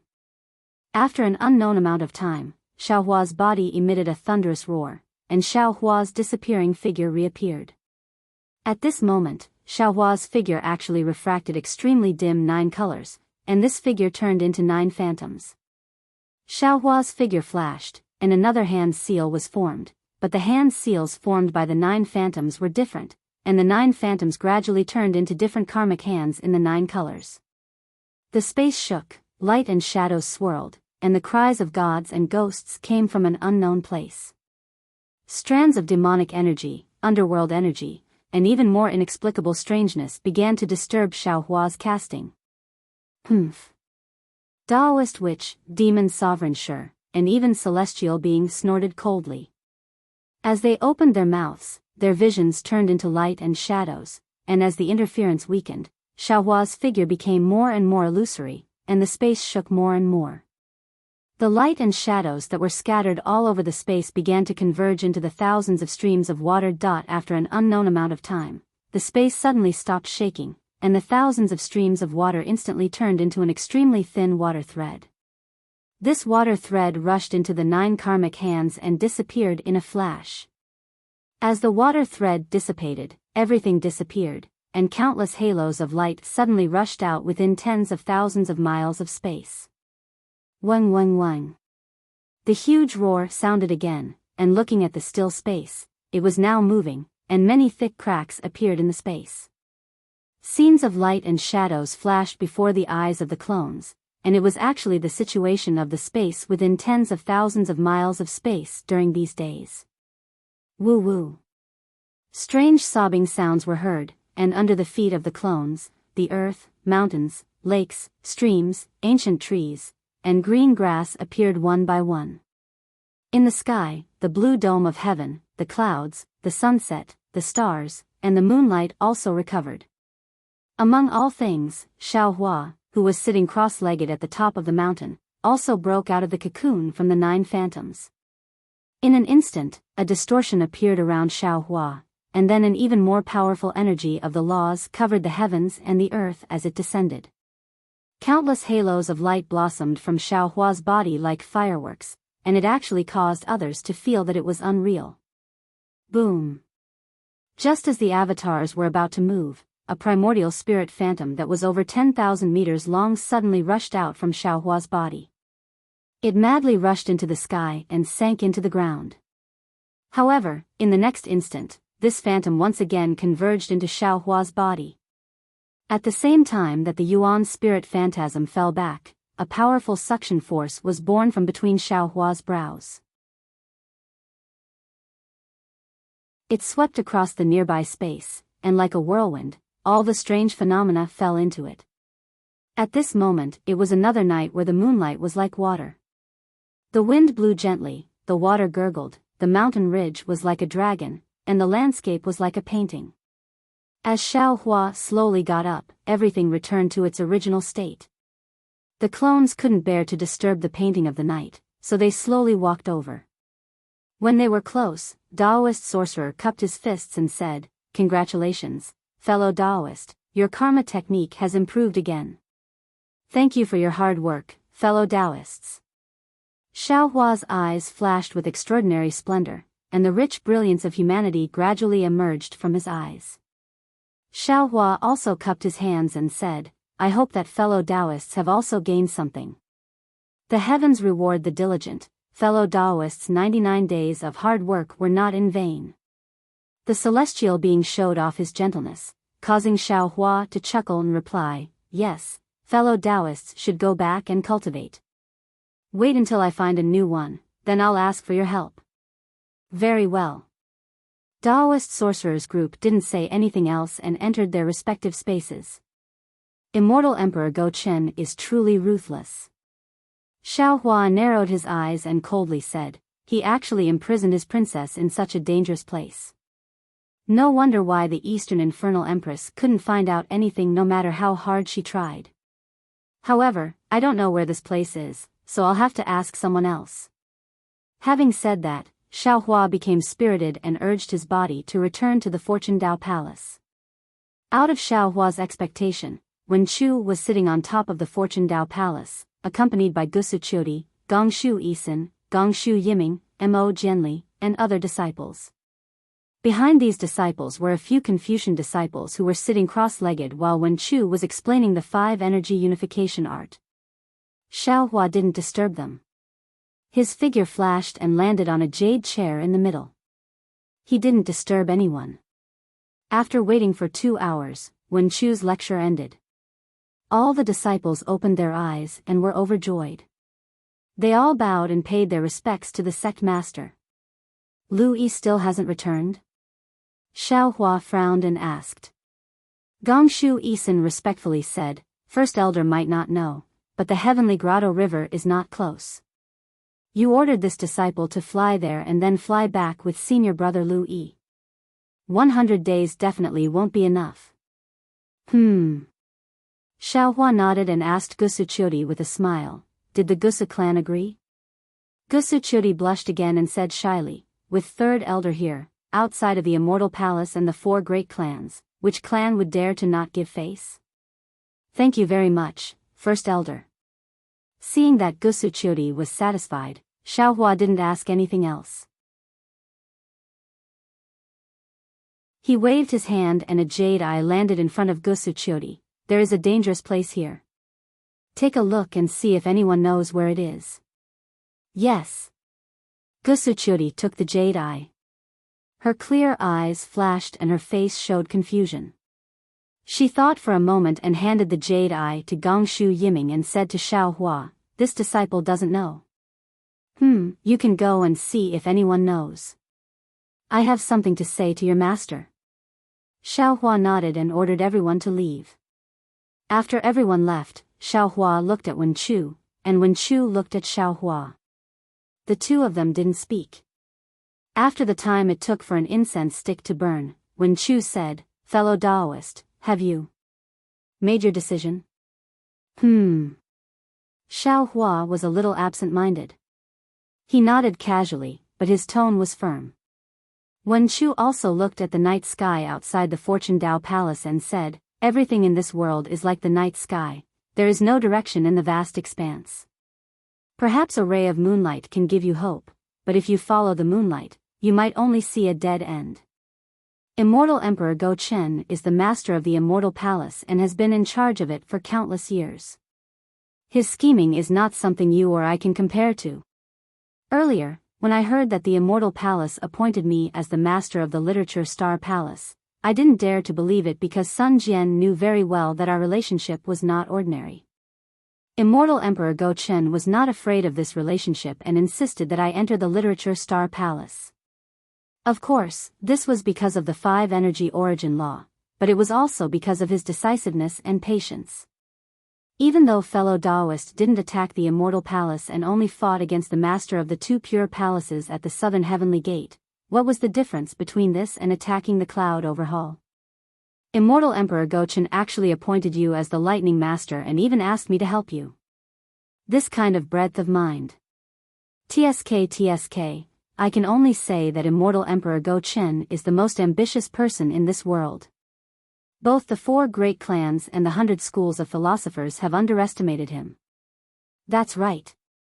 Xiaohua also nodded. Of course, before this old man went to the Immortal Palace, I had already thought it through. If I couldn't find Xian's whereabouts, this old man would have definitely fought against Immortal Emperor Gochen and wouldn't hesitate to overturn the cloud overhaul. But in reality, this old man was stunned by Immortal Emperor Gochen's words. Not only did I not find Xian's whereabouts, but I also helped him get rid of his greatest threat. Today, although this old man saw karma through the hand of karma and also knew where Xian was imprisoned, it was just as you said. This old man couldn't help but wonder if things were that simple. This old man can use karma. Mahavarakana revered world can see through the world of mortals. Immortal Emperor Gochen can also reverse yin and yang. Even that primordial chaos ancestor has a way to conceal the 5 elements, what this old man saw. How could it be completely real? But Wen Chu's face revealed a thoughtful expression and she smiled. Who knows if it is real or fake? Fake and real, real and fake. It can't hide the heart of an emperor who loves his princess. At this point, Wen Chu paused, smacked her lips, and said, actually, fellow Taoist already has an idea, why ask me again? I am you, you are also me, what we think and know is the same. Xiaohua nodded solemnly, doubts are doubts, action is action, I can't not take action because of some doubts. Since I can use the hand of karma to obtain information, I can't not go. Moreover, although Xian and I don't have much contact, that feeling of mutual affection is something I can't forget. She has sacrificed a lot for this, so I can't let her down. I don't understand so much about love, but since you have Xian in your heart and often think about her, then go. Wen Chu smiled and said, my fortune gate's 10 masters have all gone, who in this world can stop them? Immortal Emperor Gochen can't stop them, Vairocana can't stop them, and that golden-winged Great Peng can't stop them. At this point, several wind sounds came from outside the Fortune Dao Palace, and Gong Shu Isen's excited voice came from the air, Master, Master, I know. Hee, this child. Wen Chu smiled affectionately, she's so cute. She's a piece of unpolished jade. Wen Chu looked at Xiaohua warily, as if warning him, fellow Taoist has provoked Princess Xian, and also Fairy Jing, this Gong Shu Isen. Don't think about it anymore. PFFF. Xiaohua almost spat out his saliva, and he didn't know whether to laugh or cry. I want to ask Wen Chu Palace Master, do you know what love is? I don't know. Wen Chu honestly said, however, I see that Fairy Jing is depressed, and I'm afraid that my disciple is also like that. Enough. Xiaohua waved his hand and said, when love comes, no one can say it clearly, even Princess Xian. I didn't think too much about it that day, but when it comes to matters between men and women, I can't make the decision. While they were talking, Gong Shu Isen had already rushed in, and when she saw Xiaohua, she immediately shouted, Master, this is the hidden immortal continent's famous day and night cliff, but the angle in Master's jade eyes is wrong. At this point, Gong Shu Isen suddenly realized something, and she stuck out her tongue, took a deep breath, and said, Sect Master. Give it a tip, and thank you for all your support.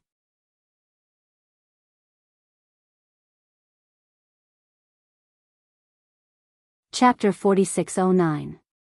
Wen Chu waved her hand and said, don't make it hard on yourself, call me Master if you want. Taoist Xiao is like a brother to me, I won't blame you. Hee, that's good, Master. Gong Shu Isen giggled and said, Sect Master drew it from a different angle so the color is much dimmer so I couldn't tell. Morning and Night Cliff? Is it very famous in Burial Immortal Continent? Xiaohua didn't understand and looked at the excited Gong Shu Isen. Gong Shu Isen was like a proud little hen. She raised her head and said, "Of course. Even if 99% of us Confucian girls haven't been to morning and night cliff, who doesn't know about it?" Xiaohua didn't know whether to laugh or cry and scolded, "I'm not a Confucian girl, of course I don't know." "Master, you must know that Magpie Bridge immortal." Gongshu Isin blushed. Outside the Fortune Dao Palace, Gusuchiodi and the others flew over and obediently stood behind Gongshu Isin. They heard Gongshu Isin recite in a low voice, "The delicate clouds play tricks, the flying stars spread hatred, the silver rivers pass on in secret. Golden wind and jade do meet, surpassing countless mortals. Tender as water, auspicious days like a dream, enduring the Magpie Bridge to return home. If two people love each other for a long time, why would they be together day and night?" Hiss. Xiaohua suddenly thought of something and his eyes lit up. "Sin, you're talking about tender as water sword?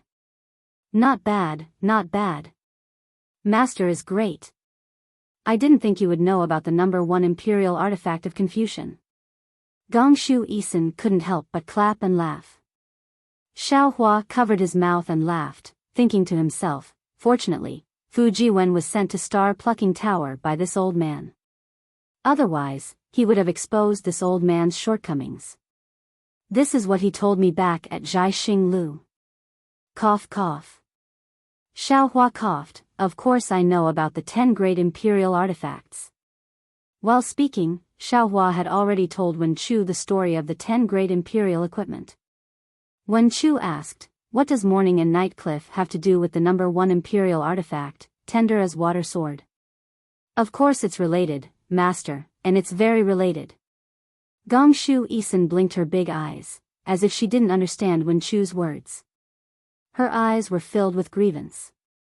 "Master, don't you know that Lihua Fairy fell into the Milky Way and died at the day and night cliff?" "That's strange." Wen Chu didn't understand. Pear Blossom Immortal Palace, didn't she kill 100,000 celestial soldiers at Southern Heavenly Gate before she was killed by the Star River Water Sword Empress? Why did she die at morning and night cliff? Also, I've been here for so many years, palace for many years. How could the Immortal Palace have records of something that would damage the Immortal Palace's reputation?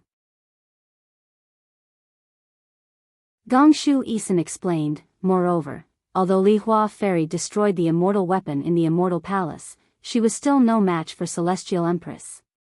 After luring out the Heartless Man, Celestial Empress used the Star River to separate them. Lihua Fairy was so angry that she cut off the Star River, causing the tender-feeling sword to turn into a star and leave. She then followed the Heartless Man to escape to the end of the Star River. In the end, the Star River flowed endlessly and separated her from the Heartless Man. That Heartless Man even broke his heart and abandoned Lihua Fairy by the Star River, causing Lihua Fairy's heart to die, and she fell into the Star River and died." "Forget it." Xiaohua smiled, "There's no need to talk too much about ancient stories. Tell me where morning and night cliff is."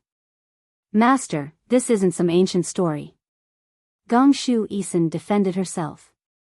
Looking at Xiaohua's uninterested expression, she curled her lips and said, "You male cultivators really don't understand romance at all." "Isin." Gongshu Yiming reminded in a low voice, "How can you speak to First Elder Sect Master like that?" Gongshu Isin came to her senses and hurriedly said respectfully, "First Elder Sect Master, morning and night cliff is in Qing Province. However, where the Star River fell, the mountains within thousands of miles collapsed and the weather changed greatly. Only morning and night cliff stood there alone like a heartless pear blossom fairy." First Elder Sect Master. Seeing Gongshu Isin sad again, Gusuchiodi hurriedly interrupted, "Senior brother Xian Songzi seems to be from Qing Province. He definitely knows where morning and night cliff is." "Enough." Wen Chu waved his hand, "You can leave now. I won't bring you there this time. Let Xian Songzi come over." "Yes, Second Elder Sect Master." Gusuchiodi agreed without hesitation. Gongshu Isin wanted to fight for this opportunity, so she said in a low voice, "Sect Master. This old man has important matters to attend to this time." Xiao Hua glared at her and said, even if you call the 11th Elder Sect Master, I won't bring you there. 11th Elder Sect Master? Gongshu Isin was stunned, then nodded sadly and followed Gusuchuri out. Isin is only in the Gongshu family. Xiao Hua smiled. If she was in any other small family, she would have been schemed against. Aren't you in my fortune gate now? Wen Chu smiled, this old man like such a pure disciple. But it's strange, when you brought Gongshu Isin to the Star Moon Palace, that Gongshu Jingyi didn't say a word. When Gongshu Isin entered my fortune gate, the Gongshu family's patriarch also didn't say anything. She is the Gongshu family's most important array master. This is where the Gongshu family's brilliance lies. Xiao Hua smiled. Gongshu Isin benefits from this, and it all belongs to the Gongshu family. The Gongshu family knows that Isin won't forget about her sect. However, if something happens to the fortune gate, and Gongshu Isin doesn't report it to the patriarch, then she will have nothing to do with the Gongshu family. Understood. Wen Chu smiled. It's no wonder that when this old man went to the Gusu family to propose marriage, the Gusu family only opened their doors after an incense stick's worth of time. I'm afraid they have been discussing inside. That should be the case. Xiao Hua nodded. Nowadays, every action of a family's disciple has to consider the family's benefits. Speaking of this, Xiao Hua's heart skipped a beat as he thought of a person from a long time ago. Kaizhuoxia. Wasn't Kaizhuoxia a pitiful girl who sacrificed her life for her family's benefits? I wonder how she and him are doing now. Xiao Hua thought of Li Zongbao for no reason. When he thought of Li Zongbao and Kaizhuoxia, Xiao Hua couldn't help but think of Fairy Hongxia. Damn it, if she knew that I attacked the immortal palace for another girl, would she jump into a vat of vinegar? Not long after, Xian Songzi arrived at the Fortune Dao Palace. When he heard that Xiao Hua wanted to go to the Dawn Cliff, Xian Songzi thought for a moment and said, Sect Master, although the Dawn Cliff is famous, not many cultivators have been there. Not only is the origin energy there chaotic, but the space there is also very strange. Anyone who approaches the Dawn Cliff will feel a heavy pressure, slowing down their flying speed. Even nascent soul realm cultivators can't teleport there. What's more special is that the weather there is constantly changing, and there are 4 seasons in a day. Of course, with Sect Master's methods, this trip won't be a problem. As long as you know where it is. Xiao Hua smiled. Pass down this old man's order, gather 300,000 Fortune Gate soldiers and follow this old man to the Dawn Cliff. Yes, this disciple obeys. Xian Songzi didn't dare to delay and hurried out to pass down the order. Wen Chu smiled. Why is fellow Daoist gathering so many soldiers? Are you guarding against Immortal Emperor Go Chen's scheme? As I know, Immortal Emperor Go Chen's scheme is possible, but not likely. Xiao Hua explained, I am preparing for a rainy day to prevent encountering the Nangong family. Since I was able to find out that Princess Xian was suppressed at the Dawn Cliff, the Nangong family's Nangong Tianjiao would naturally know. But then, Xiao Hua frowned and said, that's not right. What if Immortal Emperor Go Chen's scheme isn't the Dawn Cliff, but the Soaring Dragon Mountain Range? I will take all the disciples with me, and if he sends his troops to suppress us, it will be troublesome. Even if Immortal Emperor Go Chen doesn't come, what if the 4 great families come? Leave Tian Ren and Enlightened Master Yun behind. Wen Chu smiled. Leave behind a portion of the disciples and an army of 100,000. Let's see who dares to suppress the Soaring Dragon Mountain Range. Deal. Xiao Hua nodded and invited Tian Ren and Enlightened Master Yun out. After explaining, Enlightened Master Yun smiled and said, I alone is enough to guard the mountain. There's no point in having another friend Tian Ren. You might as well bring friend Tian Ren with you. If Immortal Emperor Go Chen has other thoughts and sees friend Tian Ren, he will think that there is no one guarding our fortune gate. He will definitely send an order to attack the Soaring Dragon Mountain Range. At that time, I will be here to destroy the immortal weapon and give the immortal palace a head-on blow. Xiao Hua pondered for a moment and felt that it was reasonable. After all, enlightened Master Yun's strength surpassed Tian Ren and himself, and the Pangu axe was an invincible divine weapon in the 3 continents. With enlightened Master Yun guarding the soaring Dragon Mountain range, he would definitely be able to hold back 10,000 enemies. Xiao Hua kept Tian Ren into his space and flew out of the Fortune Dao Palace, leaving behind an army of 100,000 and 200,000 disciples.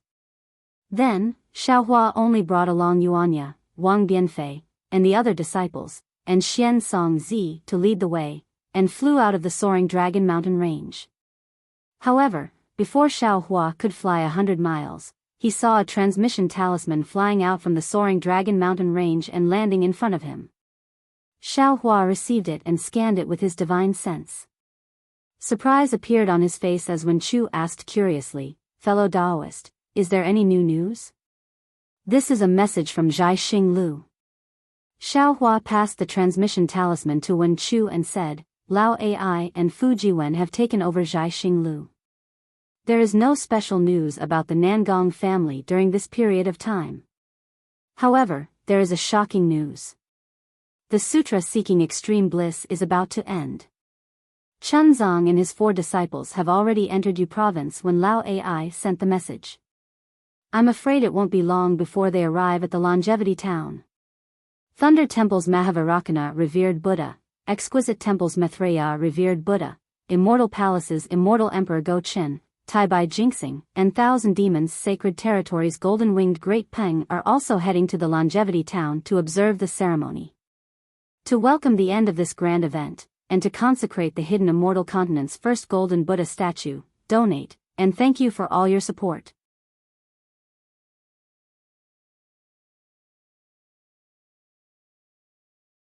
Chapter 46:10.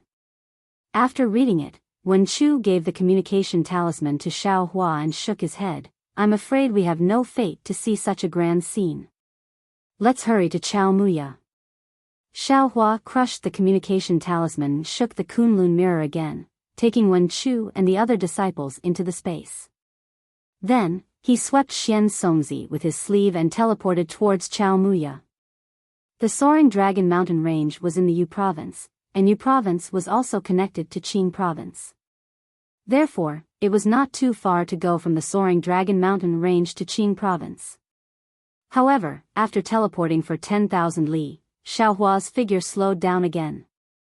Because at this time, all the cauldrons under the 9 provinces of the hidden immortal continent had been taken by Xiao Hua.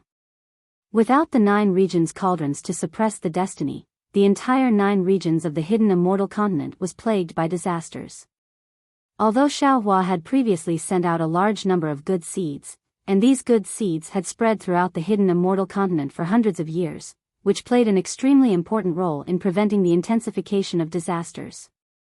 However, the fine seeds were only a temporary solution.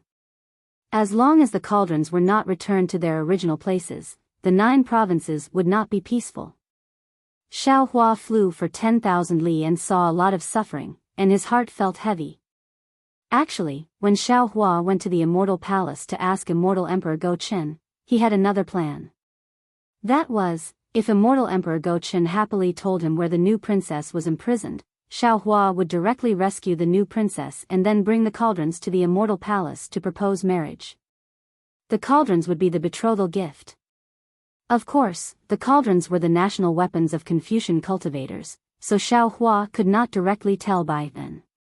Unfortunately, Immortal Emperor Go Qin was completely stubborn and did not even say a single word, so Xiao Hua did not even have the chance to mention the cauldrons. In particular, Kong Hongwu, who stole the cauldrons, was killed by Xiao Hua, and Xie Xian, who coveted the cauldrons, was also killed by Immortal Emperor Go Qin. Now, on the hidden immortal continent, no one knew that the cauldrons were in Xiao Hua's hands. No one even knew if the cauldrons were still in their original places. Of course, Xiao Hua also used the cauldrons to deal with the heavenly demon in the ruins, but Xiao Hua believed that even if Sun Jian saw it, he would not think that it was the cauldrons. Forget it. Xiao Hua couldn't bear it in his heart and secretly made a decision. After rescuing Xian, whether Immortal Emperor Go Chen agrees or not, this Xiao will have to use the 9 prefectures' cauldrons to set up the 9 prefectures' great array. Otherwise, the people of the hidden immortal continent will eventually. However, when he thought up to here, Xiao Hua laughed bitterly. He also understood in his heart that setting up the 9-province grand formation required the 9-province formation diagrams. He didn't have the diagrams, so how could he set up the formation? If he wanted to bring the cauldrons back, he would have to find Immortal Emperor Go Chen and take out the 9 provinces formation from the Overcloud Palace. However, in order to let Immortal Emperor Go Chen know, he had to spend a lot of effort explaining the purpose of the cauldrons. However, a Taoist cultivator had taken the supreme national treasure of the Confucian cultivators. What did this mean? Just thinking about it gave Xiao Hua a headache. There are some things that are impossible to explain even with 100 mouths. Xiao Gua and the other Fortune Gate disciples had accumulated a lot of good seeds in Xiao Hua's space. In fact, the entire Shenhua continent's billions of people also relied on these good seeds to survive. After Xiao Hua sent out a lot of good seeds from his space, he felt slightly relieved and continued on his way to the Azure province. After a day, he saw that the land below his feet was starting to become sparse. Xiao Hua felt that the journey was about done. He stopped in midair and was about to call Xian Songzi out to ask for directions. However, at this time, he saw the clouds in the sky flickering. Wen Chu flew out from the space and said with a smile, "Fellow immortal Xiao." Xiao Hua raised his eyebrows. He knew that Wen Chu had something important to say and was about to ask. Suddenly, Wen Chu was the first to stare blankly. Before he could finish his sentence, he looked strangely towards Xiao Hua's right and muttered, "How strange. Why do I feel that this place is very familiar?" Seeing the astonishment on Wen Chu's face, Xiao Hua also asked curiously, "I have never been here before. Could it be that fellow immortal has been here all these years?" No. Wen Chu shook his head and said, "I have never been here before. This is certain. However, I feel that there is a kind of aura in that place. This kind of aura to me seems to be from another world." Seems to be from another world? How is that possible? Xiao Hua laughed first. How could fellow immortal have a previous life? Oh, fellow immortal, why did you suddenly come out?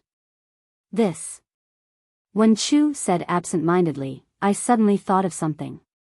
Fellow immortal, aren't you very familiar with the Grand Masters of the 4 great clans in Star Moon Palace? Why don't we use them?" Them? Xiao Hua waved his hand and said, "They are only grandmasters. They are not one saints nor one stars. I'm afraid that they have very little power to make suggestions about the sex affairs. Moreover, if they want to speak for I or secretly tell I about the sex affairs, they have to think about how long their lives are.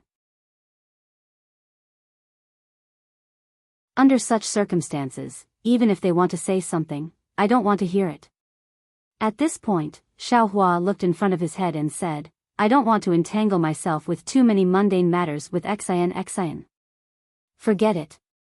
Wen Chu reluctantly turned his head back and said, "We'll go to Chao Muya first. After we save Xian, we'll go see if there's anything strange there." With that, Wen Chu was about to enter the dimension, but Xiao Hua hurriedly stopped him and said, "Fellow immortal, you don't need to go back. You're Immortal Emperor Go Chen's personal assistant. Just stay outside and accompany I." "Forget it." Wen Chu ignored him and waved his hand. "Isn't it just looking for Xian? You can go by yourself. This old man still needs to fuse with that wondrous item." With that, Wen Chu's figure actually disappeared. This group of people. Xiao Hua sighed helplessly. When it's time to use them, not a single one is here. Then, Xiao Hua pulled Xian Songzi out of the dimension and asked about Chao Muya's location. When Xian Songzi saw it, he pointed at where Wen Chu was looking and said, "Master, that's Chao Muya." You flew in the wrong direction. What? Xiao Hua was stunned and felt that it was a bit unbelievable. He looked at Xian Zi and then to the right. Are you sure? This disciple is sure. Xian Zi nodded. This disciple flew past here before. Wait a moment. Xiao Hua waved his Daoist robe and took out the Kunlun mirror.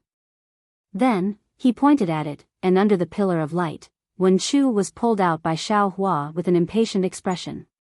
Fellow Daoist, is there anything else? Wen Chu asked. Xiao Hua also pointed in annoyance. Look carefully. The place you said was somewhat familiar is where Chao Muya is. Could it be that you were the pear blossom fairy in your previous life?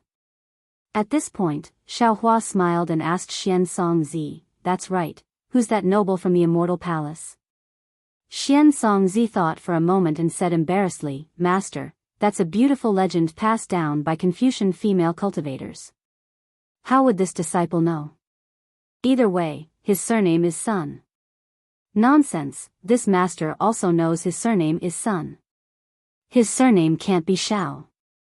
Xiao Hua rolled his eyes and said, perhaps your martial aunt Wen Chu is this Sun's reincarnation in this life. This time, Xian Zi hurriedly said, Master, this. I don't think it's possible. It seems that this so-called number 1 imperial artifact didn't exist in the ancient times. It should have existed not long ago. Perhaps that noble is still living in the immortal palace. Ha, ha ha ha. Xiao Hua immediately clapped his hands and laughed. No need to say any more, no need to say any more. It must be that immortal Emperor Gaochen. Otherwise, he wouldn't have left the Heaven's Punishment prison crystal at Chao Muya. Moreover, if it wasn't for him, why would the Empress keep such a close eye on him? Why would he insist on running to that flower medicine palace? Xian Zi also smiled and said, this disciple doesn't know. Xiao Hua joked with Xian Zi, but his divine sense scanned the surrounding 10,000 li to see if there were any traces of the Nangong family. Unfortunately, his joke of covering for her was in vain. There was no cultivator above the 6th level of essence force nearby. Wen Chu, after hearing Xiao Hua's words, looked at the distant horizon and narrowed her eyes. No one knew what she was thinking. Since they knew that Chao Muya was in front of them and no Nangong family disciples were coming over, Xiao Hua put Xian Zi into his space and urged Wen Chu, let's go. Wen Chu nodded and turned into a cloud as she rushed towards Chao Muya. They flew for another 4 hours, and the sky was covered in a layer of faint gray. This layer of gray was tens of thousands of li wide, and Xiao Hua already knew that this was Chao Muya. Xiao Hua stopped and turned to look at Wen Chu, whose eyes were flashing with 5 colors, and said in a low voice, fellow immortal, we are still some distance away from Chao Muya, but the heaven-earth yuan qi and righteous qi in the air have already become chaotic, and there are also traces of the power of the moon and stars. It seems that Chao Muya is not simple. Unexpectedly, Wen Chu didn't answer his question. That's right, it's here. This old man feels a kind of sorrow, a kind of helplessness, a kind of reluctance, a kind of parting. That's strange. Xiao Hua stroked his chin and said, didn't fellow immortal not have so many feelings before? How come you've just merged with that wondrous item, and you've already undergone such a transformation? No. Wen Chu shook her head. These feelings are not mine, I know it very well. They're not yours? Xiao Hua was even more confused. If they're not yours, how do you know? This old man doesn't know either. Wen Chu was also confused. I'm afraid we'll only know when we get there. All right. Xiao Hua urged his body to move. We'll go take a look. However, it's best to be careful. Although they were both Mahayana realm cultivators of the 3 continents, Xiao Hua and Wen Chu still had to be extra careful. They both used their divine abilities and slowly approached the gray layer. After flying for a while, not only were there some cracks in space that would occasionally sway, but they would quickly heal and tear apart. It was as if space was extremely unstable. However, when Xiao Hua's divine sense swept through the space, he could clearly see that this space seemed to be divided into several layers. The outermost layer was like a piece of cotton fluttering in the wind, extremely tattered, while the inner layer was tough and intact. Give it a tip, and thank you for all your support.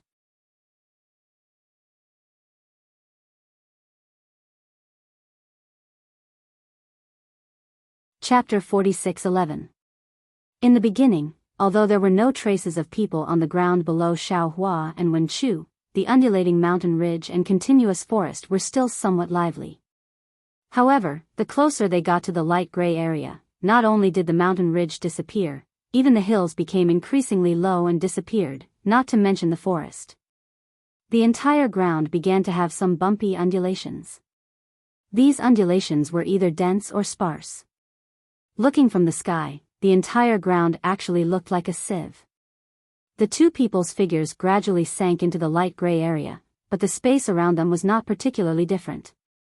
It was just that there were more fragments in that space, and from time to time, the two people's bodies would explode. If it was an ordinary cultivator, it would naturally be difficult to resist. Perhaps they would not be injured, but no matter what, they would still have to use their divine abilities to resist. Xiao Hua and Wenchu acted as if they did not see it. They still released their divine senses to explore the surroundings. Woo-woo. The wind was still whimpering, like a woman's sobbing. Xiao Hua did not feel anything, but Wenchu frowned and unexpectedly stopped. What's wrong? Although Xiao Hua really hoped that Wenchu and the other clones had their own emotions, he was also afraid that their emotions would go astray. Seeing that Wenchu suddenly had some reaction, his heart unconsciously tightened, and he asked in a low voice. Wenchu covered her chest with a painful expression and replied, "Fellow Taoist Xiao, have you heard of this poem before? Old fragrant powder is like the past, love and hate cannot compare. A few lines of calligraphy in the spring, even more sparse in the autumn. The phoenix is cold, the pillow is lonely. The bowels of sorrow serve wine. Even if the soul of a dream is empty, how can it compare to the dream of no?" Xiao Hua was somewhat speechless, but he very carefully nodded and said, "Fellow Taoist, could it be that you have forgotten? The books that you have read. Aren't they also the books that I have read? Moreover, I still remember, searching and seeking, cold and cheerless, miserable and sorrowful. When the warmth returns to the cold, it is the most difficult to reconcile. How can 2 or 3 cups of light wine be compared to him? The evening wind is anxious. The wild goose passes by, grieving, but old acquaintances. Yellow flowers pile up all over the ground. Haggard and withered, who can take care of it now? Guarding the window, alone, how can it be dark? The wutong is drizzling, until dusk, little by little. This time, how can the word worry be enough? That's right." Wenchu clutched her chest and nodded. "This is also my favorite poem. Previously, I had always recited it, and I remembered every single word clearly. However, I never understood the emotions behind it. However, when I see Chao Muya today, I feel as if I've awoken from my stupor, and I feel a pain in my heart. It's as if my heart is being torn apart. Damn it." Xiao Hua was a little angry now.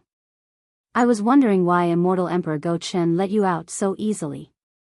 Could it be that he saw through something and did something to Chao Muya? Perhaps." Wenchu shook his head slightly, confusion appearing in his eyes as he spoke in a low voice. Xiao Hua was conflicted. He wanted to save Xian, but he was also afraid that Wenchu would encounter something fatal here. After all, he could feel Wenchu's heartache. It could be said that this was Wenchu's own feelings. To Xiao Hua, this was somewhat unreconciled. He was like a kite in the sky. At this moment, someone wanted to cut the string in Xiao Hua's hand and let the kite fly by itself. Xiao Hua hoped for this outcome, but He did not like the feeling of not being in control. How about? Xiao Hua probed. I will first send you back to Xinhua continent. Wen Chu bit his lips. How could he still be the Wen Chu palace master? He thought for a moment, then looked at Xiao Hua. Fellow immortal, I came from you. We are of the same origin. Right now, my heart is in a mess, and I don't know what to do. Why don't you make the decision? Xiao Hua took out the Kunlun mirror. However, as soon as he shook the mirror, he thought of something and asked, Fellow immortal, do you remember Buddha Bodhi's choice on the primeval continent? Of course. Wen Chu nodded slightly. His eyes flashed with a hint of light as if he had thought of something. Xiao Hua also seemed to have made a decision. The Kunlun mirror did not emit a beam of light. Instead, he asked, humans must experience pain. The first birth of a fetus, the mother's pregnancy, and the pain of childbirth. There are all kinds of things in the mortal world, and many of them are disasters and pain. Fellow immortal, you are now the Wen Chu star. You are luckier than most people, and even more so than I. To be a human, you must not only have intelligence, physical body, and essence, but also emotions. These emotions. If they were I, then you would not be Wen Chu, but Xiao Hua. Now, I'm afraid it's time for you to truly become a human. Some pain is normal. Without these pains, how will you be reborn? At this point, Xiao Hua said very solemnly, so. It's better to leave this decision to fellow immortal. I understand. Wen Chu clutched his chest and nodded. I may not have Buddha Bodhi's wisdom, but I have Wen Chu's saint's finishing touch. I also have to face the test of heaven and earth. Let's go. With that, Wen Chu moved and headed towards Chao Muya. Seeing Wen Chu's back, Xiao Hua felt gratified. He put away the Kunlun mirror, swept it with his divine sense, and chased after Wen Chu. He knew that today was important to him, but to Wen Chu, it was even more important. After flying for another 100 or so miles, the light gray space gradually shone with light again. However, this light contained a kind of gloomy darkness. When it landed in the light gray space, it seemed very decadent. A feeling of time passing by involuntarily arose in Xiao Hua's heart. Looking at the ground, there were even more deep holes. The dark light fell into them like pitch-black eyes without eyeballs, revealing a powerless expression. Oh! Xiao Hua's eyes looked around. At this moment, his eyes narrowed, and he looked into the distance. In his divine sense, there was a cliff 10,000 miles away. Furthermore, when his divine sense reached the cliff, it was blocked. Needless to say, it was Chao Muya. Since Xiao Hua had discovered Chao Muya, how could Wen Chu not know? However, his reaction was different from Xiao Hua's. He continued to look forward, ignoring his surroundings. After discovering Chao Muya, the space started to change.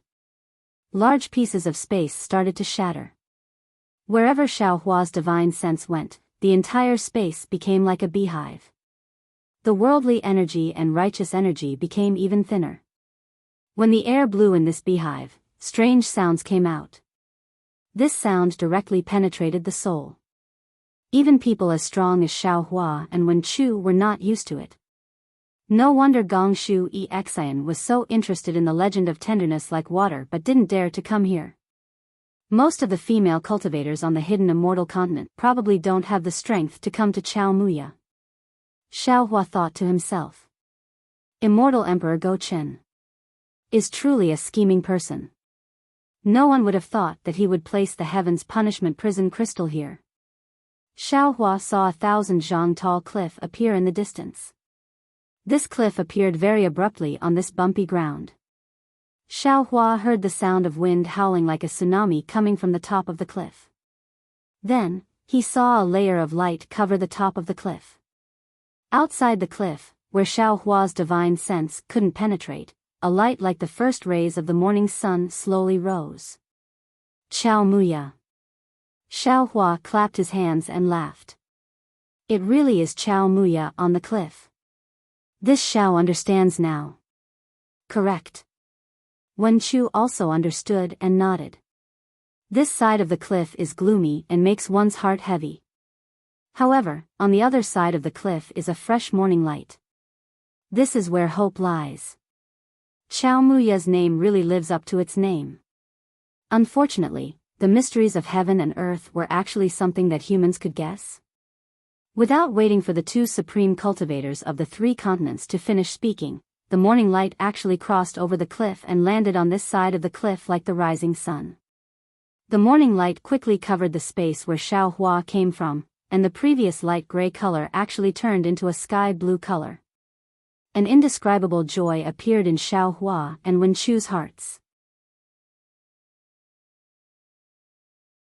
Xiao Hua was a bit dumbfounded. Because where the morning light passed, the other side of the cliff was covered by a light gray color again. Chao Muya. Chao Muya. Xiao Hua whispered. Could it be? It should be good. Wen Chu sighed and said, Confucian cultivators have a saying, recently, books have come, only small talk, no words to say. Thus, I recognized it, listened to it, and planned to take the words lightly. Si Lantai Song Yu, multi-talented, good at writing. Try and ask, Chao Chao Muya. Where do the clouds go? Chao Chao Muya is indeed long, but Chao Chao Muya is also fickle, more fleeting than the clouds. If I'm not wrong, this cliff should have two cliffs. One is Chao Muya, and the other is Chao Muya.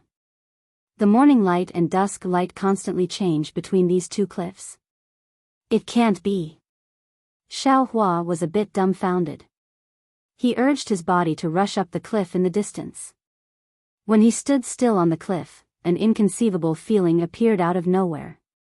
Sure enough, just 1,000 miles away, there was also a tall cliff on the same level as the one Xiao Hua was standing on. On that cliff, there was also a tall cultivator looking at Xiao Hua. It was very strange. Although the two cliffs were 1,000 miles apart, when Xiao Hua looked at that person, it was as if he was right in front of him. Even the shock in that person's eyes could be seen clearly. However, Xiao Hua only glanced at that person for a moment before looking down at the bottom of the cliff. Even more unexpected to Xiao Hua was that the bottom of the cliff was not the ground full of potholes, but a surging sea of clouds. Above the sea of clouds, thousands of layers of clouds rippled, covered by a myriad of colors. It was also different from the light gray and blue of Chao Muya. However, when Xiao Hua's divine sense swept over it, he was stunned again. Because even with his divine sense, when it entered the sea of clouds, he could not see the end of it. It was as if the sea of clouds was boundless. Xiao Hua, Master Xiao Lei? Master of the Scholar Palace? The person from 1,000 miles away asked. Although his voice was soft, Xiao Hua could hear it clearly. Xiao Hua raised his head and looked at that person. He cupped his hands and said, That's right. It's this Xiao. May I know who fellow immortal is in the Nangong family?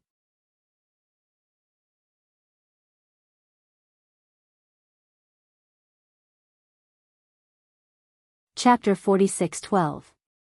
When that person saw that it was indeed Xiao Hua, he didn't dare to be negligent and hurriedly returned the greeting. I am Nangong Yaji, greetings Master Xiao Hua.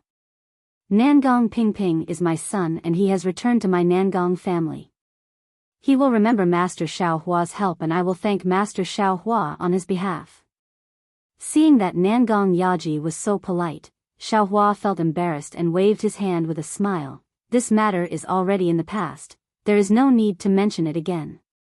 Is Nangong Tianji here? Hearing Xiao Hua mention Nangong Tianji, Nangong Yaji was stunned and a look of disbelief appeared in his eyes. However, this look of surprise disappeared in a flash and a kind of understanding appeared. He pondered for a moment and said, Master Xiao Hua, there is something you don't know. Not only is my family's master here, even my family's prince is also here. Nangong Yaji's words naturally had a double meaning. Hearing this, Xiao Hua nodded and said, it's good that you understand. I am also here for the same matter. Sigh, I understand. Nangong Yaji sighed and cupped his hands. Senior, please wait for a moment. I will invite my family's master to see. However, there was no need for Nangong Yaji to turn around. A slightly aged voice sounded from behind him. An old man in his 50s walked out from the light gray twilight. He looked at Xiao Hua and said proudly, Spiritual Master Xiao, you shouldn't have come. Xiao Hua already knew that this person was the Nangong family's master, Nangong Tianji, from the words Daoist Xiao and not Master Xiao. Xiao Hua looked indifferently at Nangong Tianji, who didn't greet him, and asked, this sentence should be said by me, right? Humph. Nangong Tianji harumphed coldly, I've been wondering what kind of question you're going to ask the Gaochen when you came to the Immortal Palace and destroyed the South Heaven Gate, forcing the master of the Two Pureness Palace and the Gaochen to intervene. However, I, the Nangong family, even the 4 great families and the 100 schools of thought on the hidden immortal continent guessed many answers. However, no one expected that you wanted to ask about the whereabouts of the 9th princess. You should be honored. Xiao Hua said with a smile, you are the first to know. Nangong Tianji stood there like a mountain. It was as if he had merged with Chao Muya, as he naturally exuded a domineering aura. He turned a deaf ear to Xiao Hua's reply and continued, since you know that my Nangong family is looking for the whereabouts of the 9th princess, you shouldn't have interfered. Or perhaps, you should have informed this old man beforehand. After all, the Nangong family is in the light while you are in the dark. Now, you and I have both fallen into Gaochen's trap. Not only you, but even my Nangong family is in a dilemma. Xiao Hua was also standing on the day-and-day cliff. His figure was like a gentle breeze, and under the bright light of dawn, he exuded an indescribable aura of confidence. Even his words were filled with the light of dawn.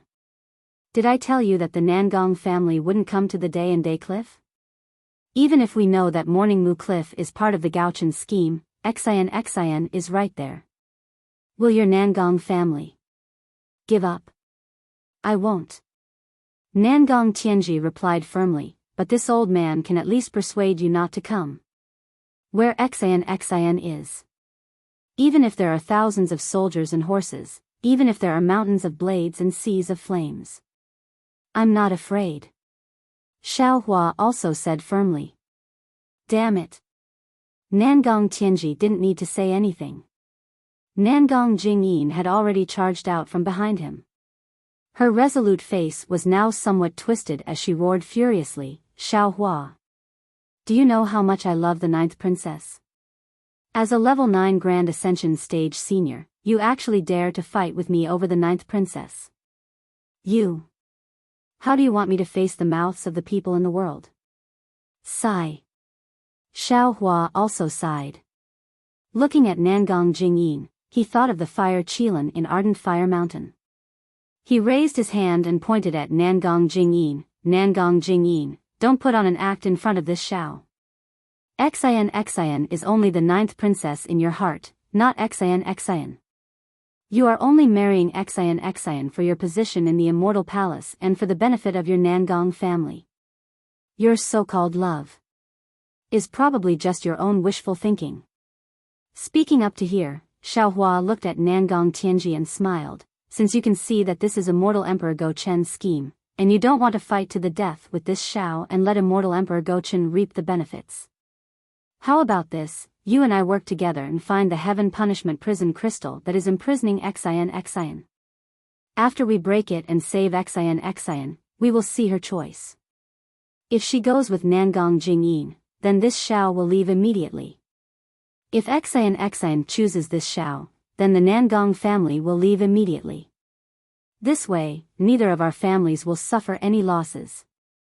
The 9th princess must go with my Nangong family. Nangong Tianji said plainly, this matter has already been decided that day in Lingyun Palace.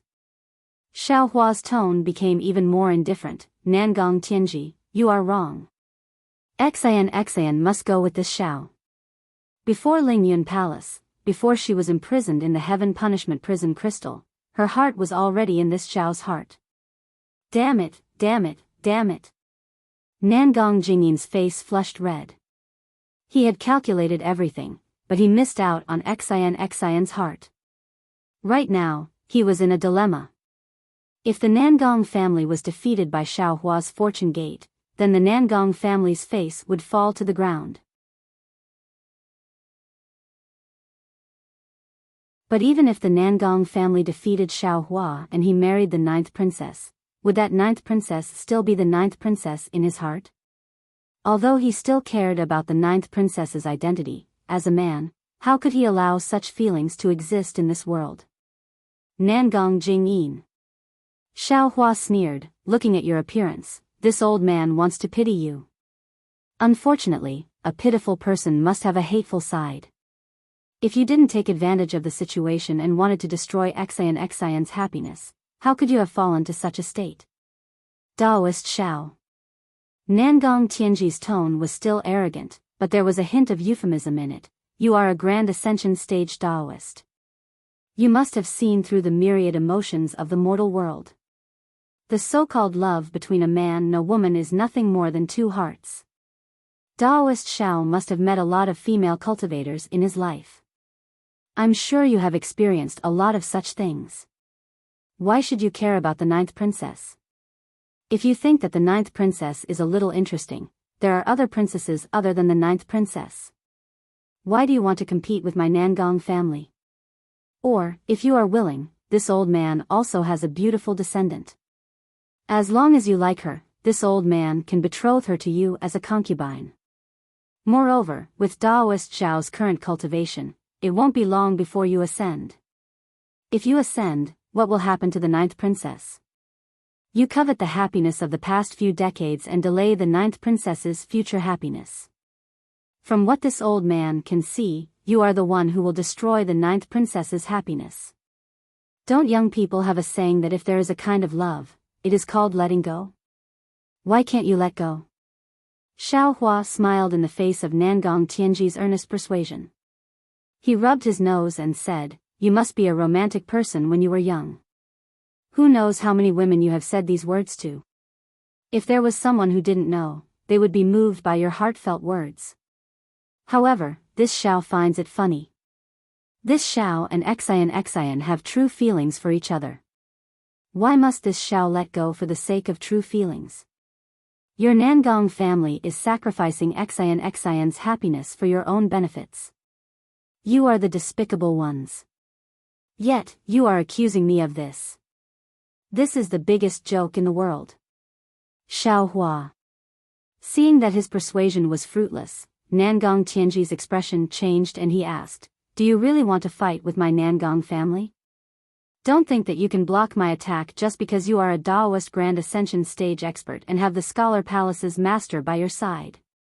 Don't think that you have the strength to sweep across the hidden immortal continent just because you have the Fortune Gate's army. Let me tell you honestly, the 4 great families are far from what you know.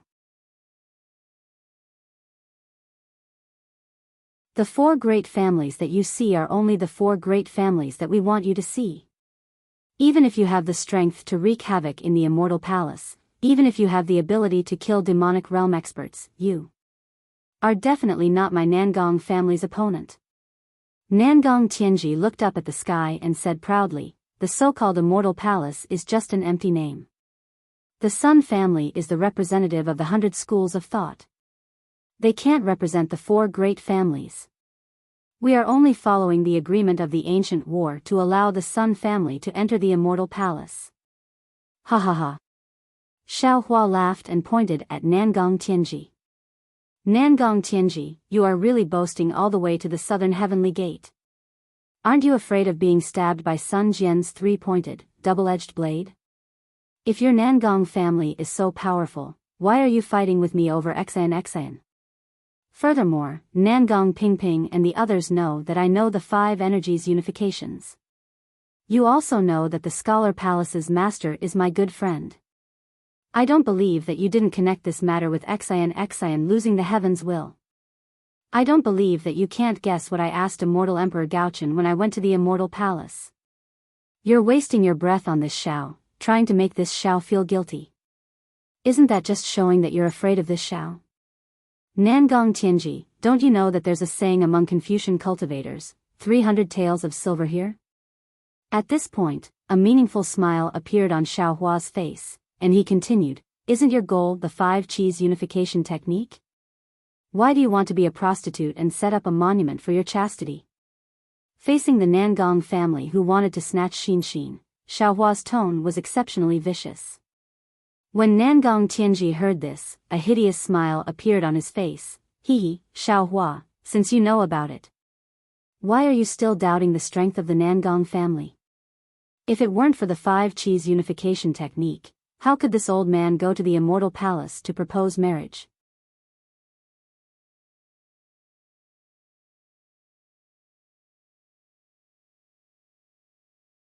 Chapter 46:13. TCH. Xiao Hua sneered, don't make yourself sound so farsighted. At that time, Immortal Emperor Gaochen didn't have the 5-chi unification art yet. If you knew it was in my hands, you wouldn't have let Nangong Jingyin go to the Hall of Fragrance. Instead, you would have let Nangong Jingyin throw herself at me. After you flattered Immortal Emperor Gaochen and found out that the 5-chi unification art was in my and Wen Chu's hands, you realized that you had fallen into Immortal Emperor Gaochen's trap and planned to ambush me and Wen Chu to get the 5-chi unification art.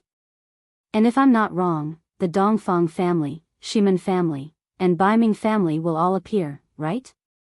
As soon as Xiao Hua's voice faded, an even more imposing figure appeared beside Nangong Tianji. This person was over 10 meters tall, his hair was completely white, and when he opened and closed his eyes, his gaze was different from ordinary people's. In his eyes, a faint golden light was flowing, just like two suns.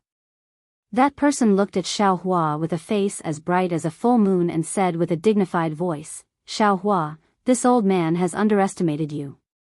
Sigh. Xiao Hua looked at the newcomer and sighed, Dongfang Qianghao, this Xiao overestimated you. That day in Xingyue Palace, this Xiao already told Dongfang Yushan clearly. I didn't think that you would still come. Yushan and the others are only disciples of my Dongfang family.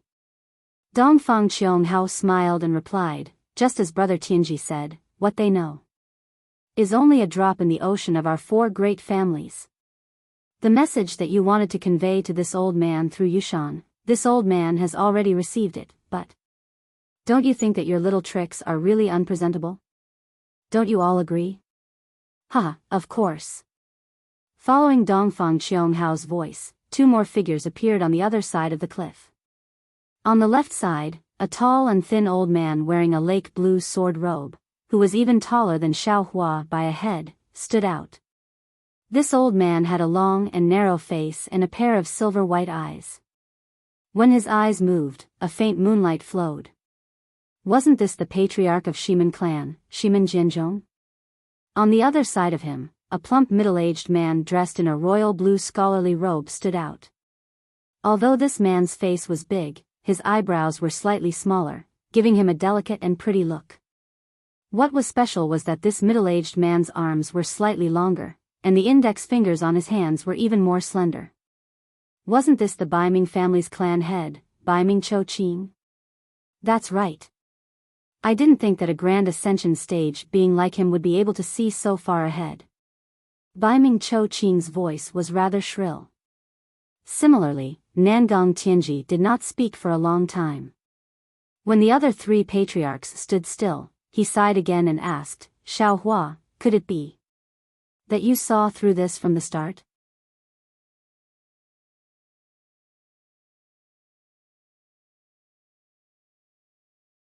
If I want to face the 4 patriarchs, he will definitely help. Dongfang Qianghao smiled and said, Daoist Xiao, the title of Lightning Master might not be comparable to the title of Dragon Master. The title of the Wen Chu Palace Master can't buy someone's life. The 4 of us have been waiting for you for many days. Now that Brother Tianji has said so much, it's only to let you know the true colors of Gaochen. The Wenchu Palace Master gave him the 5 energy origin method, a pearl thrown into darkness. Ever since he stood on the sunset cliff, Wenchu's mind was no longer on the cliff. Instead, he looked up at the sky. His eyes were filled with confusion, sadness, sorrow, joy, and melancholy. All kinds of thoughts and emotions were born and extinguished like the wind and clouds.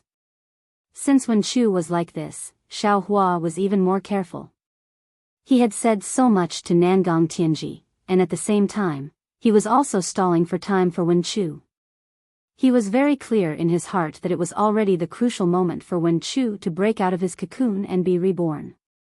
If Wenchu missed this opportunity, who knew when he would truly become an adult? However, Xiaohua smiled wryly because Dongfang Qianghao and the others were staring at Wenchu. They clearly knew that Wenchu had the 5 energy origin method. Even though Wenchu ignored Dongfang Qianghao's words were meant for Wenchu, Xiaohua had no choice but to continue. This Xiao understands what you mean, and this Xiao has already told Nangong Tianji that the 5 Qis unification technique is here. As long as you and the other family heads of the 4 great families send out a document and hand it over to this Xiao after finding the Heaven's Punishment Prison Crystal, this Xiao will definitely hand over the 5 Qis unification technique to you. That way, we can solve this problem without bloodshed and won't fall into Immortal Emperor Gaochun's trap. After he finished speaking, Xiaohua stood with his hands behind his back and gazed at the sky just like Wenchu. At this moment, the light of dawn that enveloped the cliff Xiaohua was on started to change again, and it flashed towards the cliff the 4 great clans were on. After Xiaohua and Wenchu, the light gray twilight slowly rose again. As Xiaohua had expected, the 4 families' patriarchs also stood firm like boulders on the mountain cliff. They didn't discuss this through voice transmission. After the time it took to drink a cup of tea, Dongfang Qianghao spoke. Xiaohua, you've just taken over the fortune gate, so you don't know the hardships of our 4 families. That's why you're offering such conditions. Do you think that our 4 clans have been able to stand on the hidden immortal continent for so many years because of the so-called Confucian secret arts? No. Xiaohua withdrew his gaze and looked at Dongfang Qianghao. I know.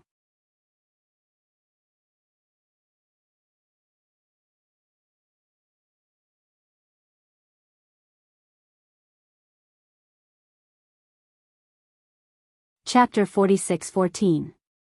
Brother Qianghao, take back your luck. Baiming Cui-Qing, who had been silent all this while, finally opened her mouth. She sneered, I've said it before, a man trapped by love is a stupid donkey. If he doesn't put up a wall, he won't turn back. Your so-called not to fight if you can, is not tenable at all.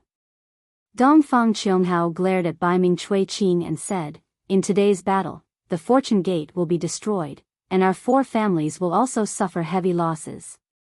Not only will the Immortal Palace benefit, that brat Grand Mist will also benefit. This will greatly affect the future of the hidden immortal continent. Naturally, we won't fight if we can. Mournful cries of the 6 armies, angry for a beauty.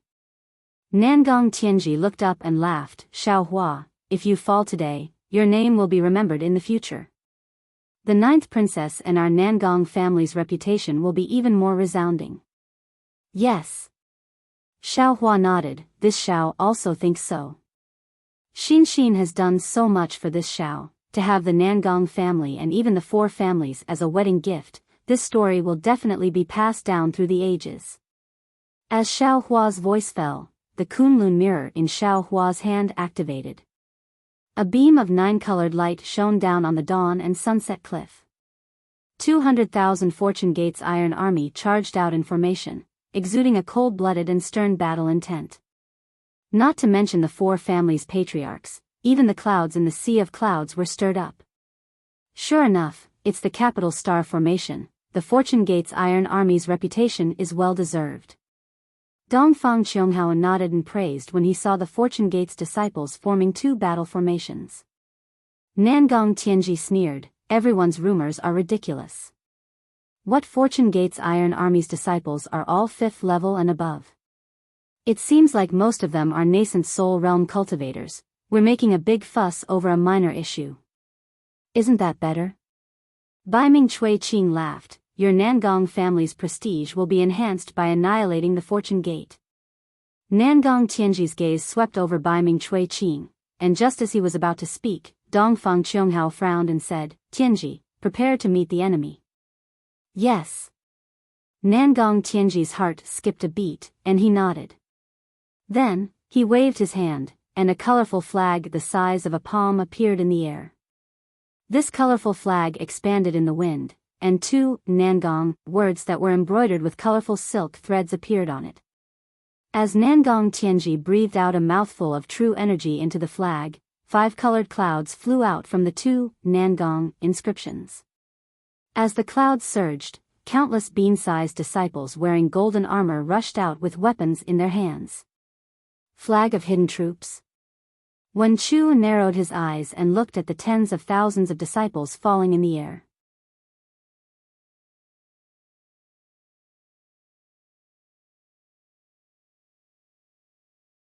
The battle intent of the heavenly star formation soared to the sky as they faced the enemy head-on. Although the 400,000 disciples had yet to clash, the wind and clouds above the morning sky cliff had already changed. Layers of dark clouds formed in the sky, and tornadoes tore the dark clouds apart.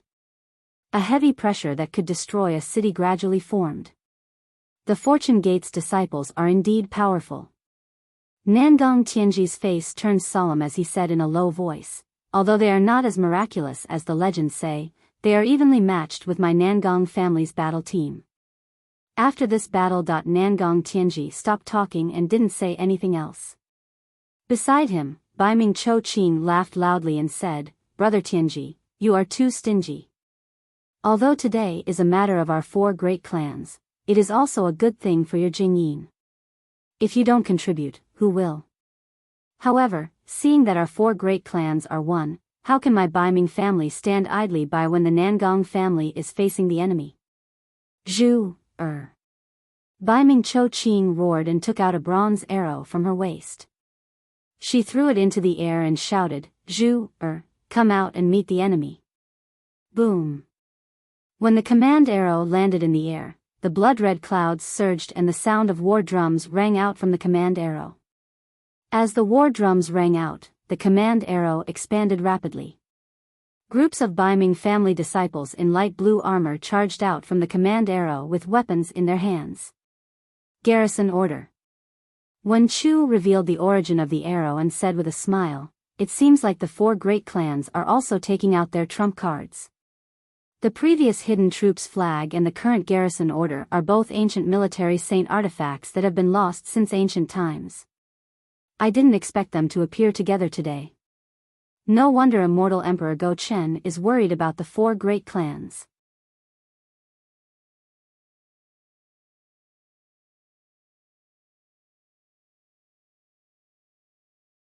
Chapter 46:15. Xiao Hua snorted and said indifferently, it's just a temporary imperial artifact, how can it be compared to my Daoist artifact? You're right, fellow Daoist.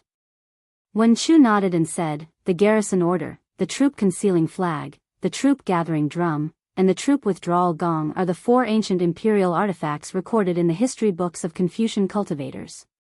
If I'm not mistaken, they're all in the hands of the 4 great families. 200,000 disciples of the Bai Ming family flew out from the garrison order and formed a team. True energy and rosy clouds surged out from the disciples and condensed into a snowy plum blossom in the air. These 200,000 disciples of the Bai Ming family surrounded the other side of the Fortune Gate's disciples under the command of their commander. The momentum was terrifying. Haha. Xiao Hua laughed loudly. He raised a finger and pointed at the Kunlun mirror, saying, so, the 4 big families are really planning to destroy my Fortune Gate.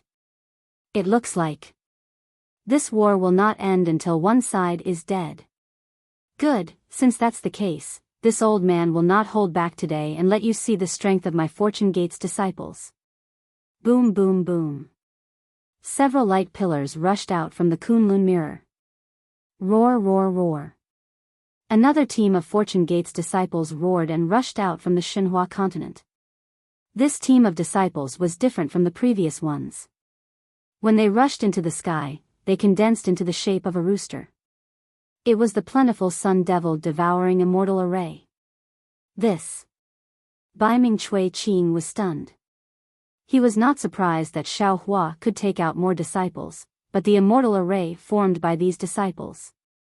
This plentiful sun devil devouring immortal array was Yang. Lightning surged around the Fortune Gate's disciples, and the soaring aura was like the scorching sun pouncing on the Baiming family. The snowy plum blossom was already showing signs of withering. Baiming Chui Qing's shock was destined to not stop. When the 200,000 disciples lined up neatly, the murderous aura was like an unsheathed sword. He could not help but whisper, "Damn it, how many nascent soul disciples does the Fortune Gate have? Didn't they say there were 200,000? How come there are 400,000 now? Are my eyes playing tricks on me?" Shimen Jinzhong sneered. He also raised his hand and took out an ancient copper gong from somewhere. The copper gong was engraved with many armor inscriptions. These armor inscriptions glowed like silver orchids. Shimen Jinzhong didn't say anything. He flicked his middle finger and hit the gong. Bang! A soft sound was heard. The inscriptions on the gong began to move along with the sound of the gong. Rays of light gushed out from the surface of the gong and the inscriptions jumped down like fleas. When these inscriptions landed in the air, they transformed into the disciples of the Shimen family wearing silver-white armor. Ayo. The Shimen family disciples roared as they landed in the air. They flew out of Dawn and Dawn Cliff and quickly formed into battle squads. In the time it took to finish half a meal, the 200,000 members of the Shimen aristocratic family had formed into an orchid-like battle team. An elegant yet formless aura filled the air once again. Furthermore, this aura combined with the aura of the other battle squads and trapped Dawn Cliff firmly. Kill. Xiao Hua raised his head and looked at the provocation and mockery in the eyes of the four great families' patriarchs. He coldly shouted a single word. The word, kill, turned into a ball of light and flew into the Kunlun mirror. Boom! Another pillar of light appeared and the Fortune Gate's battle squads rushed out once again. Heavens! Nangong Tianji looked at the Fortune Gate's disciples flying out like carps crossing the river and couldn't help but groan. Just how many disciples does this Fortune Gate have? When I saw that the profound yellow board was filled with Fortune Gate's disciples, I was already shocked. However, when I heard that they had 200,000 disciples sweeping through the Thousand Demons' sacred grounds, I was even more shocked. Now, they have 600,000 disciples. 600,000 nascent soul realm disciples. This. Nangong Tianji didn't know how to continue. He couldn't help but look at Dongfang Qianghao. He knew that a battle squad of 600,000 nascent soul realm disciples was enough to wipe out the 100 schools of philosophers from the hidden immortal continent. Even the four great families weren't willing to provoke such a powerful opponent. Dongfang Qianghao's eyes narrowed slightly. The brilliant young eyes hidden in his eyes couldn't help but shine like the sun. The shock in his heart wasn't any less than Nangong Tianji and the others. He had already known about Xiao Hua's rise from his family's secret report. Moreover, he had also carefully read all the information about Xiao Hua. Of course, he didn't know much more than Fairy Xingyu. Although the Dongfang family's ability to gather information was stronger than star-picking houses. In Dongfang Qianghao's eyes, although Xiao Hua was powerful, he was the same as the Grand Mist Ancestor and the other powerful Dao sect cultivators on the hidden immortal continent. In terms of individual strength, he was close to the peak of the 9th grade.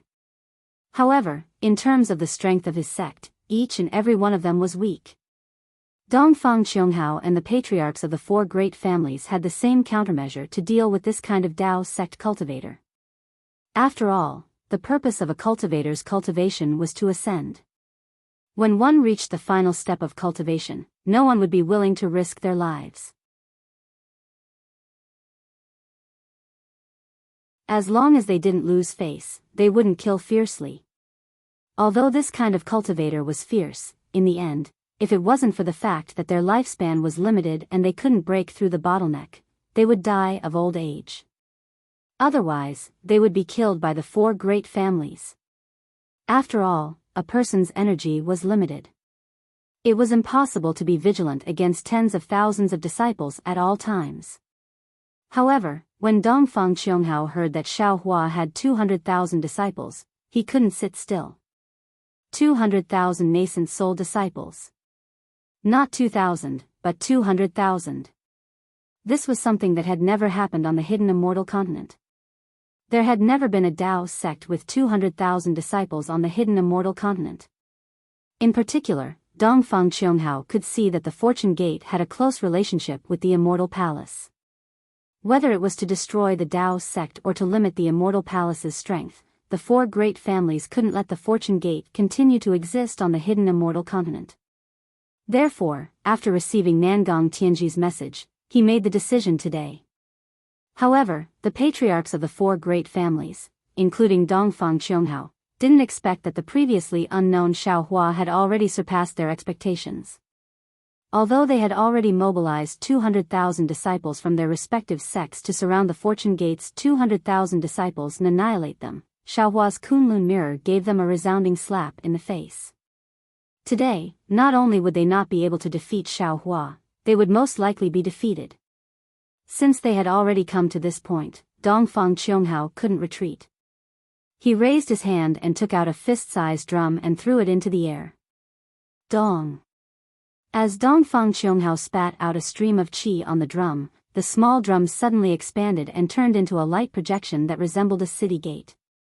Kill! Waves of battle cries rang out from the city gate.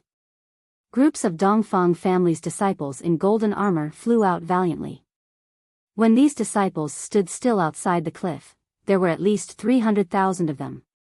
The army formed by these 300,000 disciples was similar to the three aristocratic families from before, also in the shape of a bamboo flower. Their golden brilliance was mixed with soaring battle intent as they charged towards Xiaohua's Chaomuya. However, Xiaohua, who was standing on Chaomu Cliff, didn't activate the Kunlun mirror. Instead, he frowned and whispered to Wen Chu beside him. There was a trace of anxiety on Wen Chu's face. Humph, strong on the outside but weak on the inside.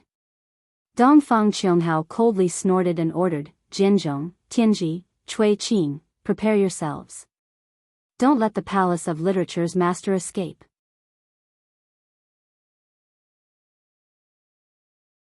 In today's battle, not only will we destroy the Fortune Gate and dispel the North Star's delusion, but we will also leave behind the 5 Qi unification art. After the three great families' patriarchs responded and Dongfang Qianghao was about to give the order, Xiaohua, who was standing on Chaomu Cliff, seemed to have noticed something different. He casually raised his hand again. Boom! The Kunlun mirror rumbled again and groups of Fortune Gate's disciples flew out again. Dongfang Qianghao was dumbfounded, Shimen Jinzhong was dumbfounded, Nangang Tianji was dumbfounded, and Baiming Cui Qing was dumbfounded. The four Fortune Gate disciples' eyeballs spun rapidly as they watched the Fortune Gate disciples fly out one after another. They were still calculating how many Fortune Gate disciples would fly out, but when they saw more than a dozen Fortune Gate disciples flying out, the four Fortune Gate disciples completely gave up. Dongfang Qianghao's gaze swept across Shimen Jinzhong and the other two. His eyes were filled with shock and regret. The 300,000 Fortune Gate's disciples not only consisted of humans but also dragons. A total of 300,000 disciples formed a heart-cleansing winnowing basket formation. A huge shadow of a leopard appeared in the sky above the battlefield. Layers of air currents surged in the sky. The shadow seemed to be alive as it roared and pounced on the bamboo flowers. The 900,000 disciples from the four great families and Fortune Gate's disciples had already caused a change in the weather. The morning and evening lights began to sway under the rapid absorption of the righteous energy and heaven and earth origin energy. Even the two Chaomu cliffs that stood tall like jade pillars were swaying.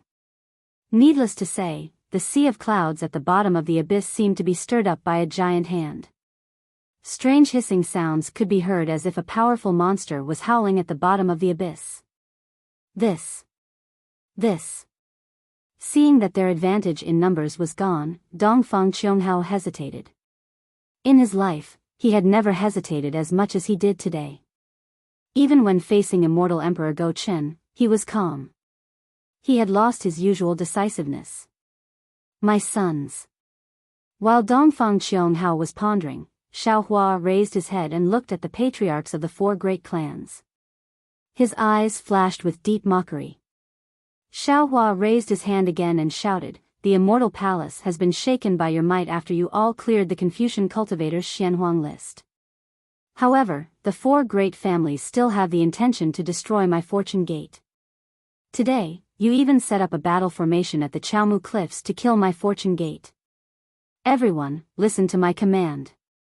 If people don't offend me, I won't offend them. If people offend me, I will definitely retaliate. Kill."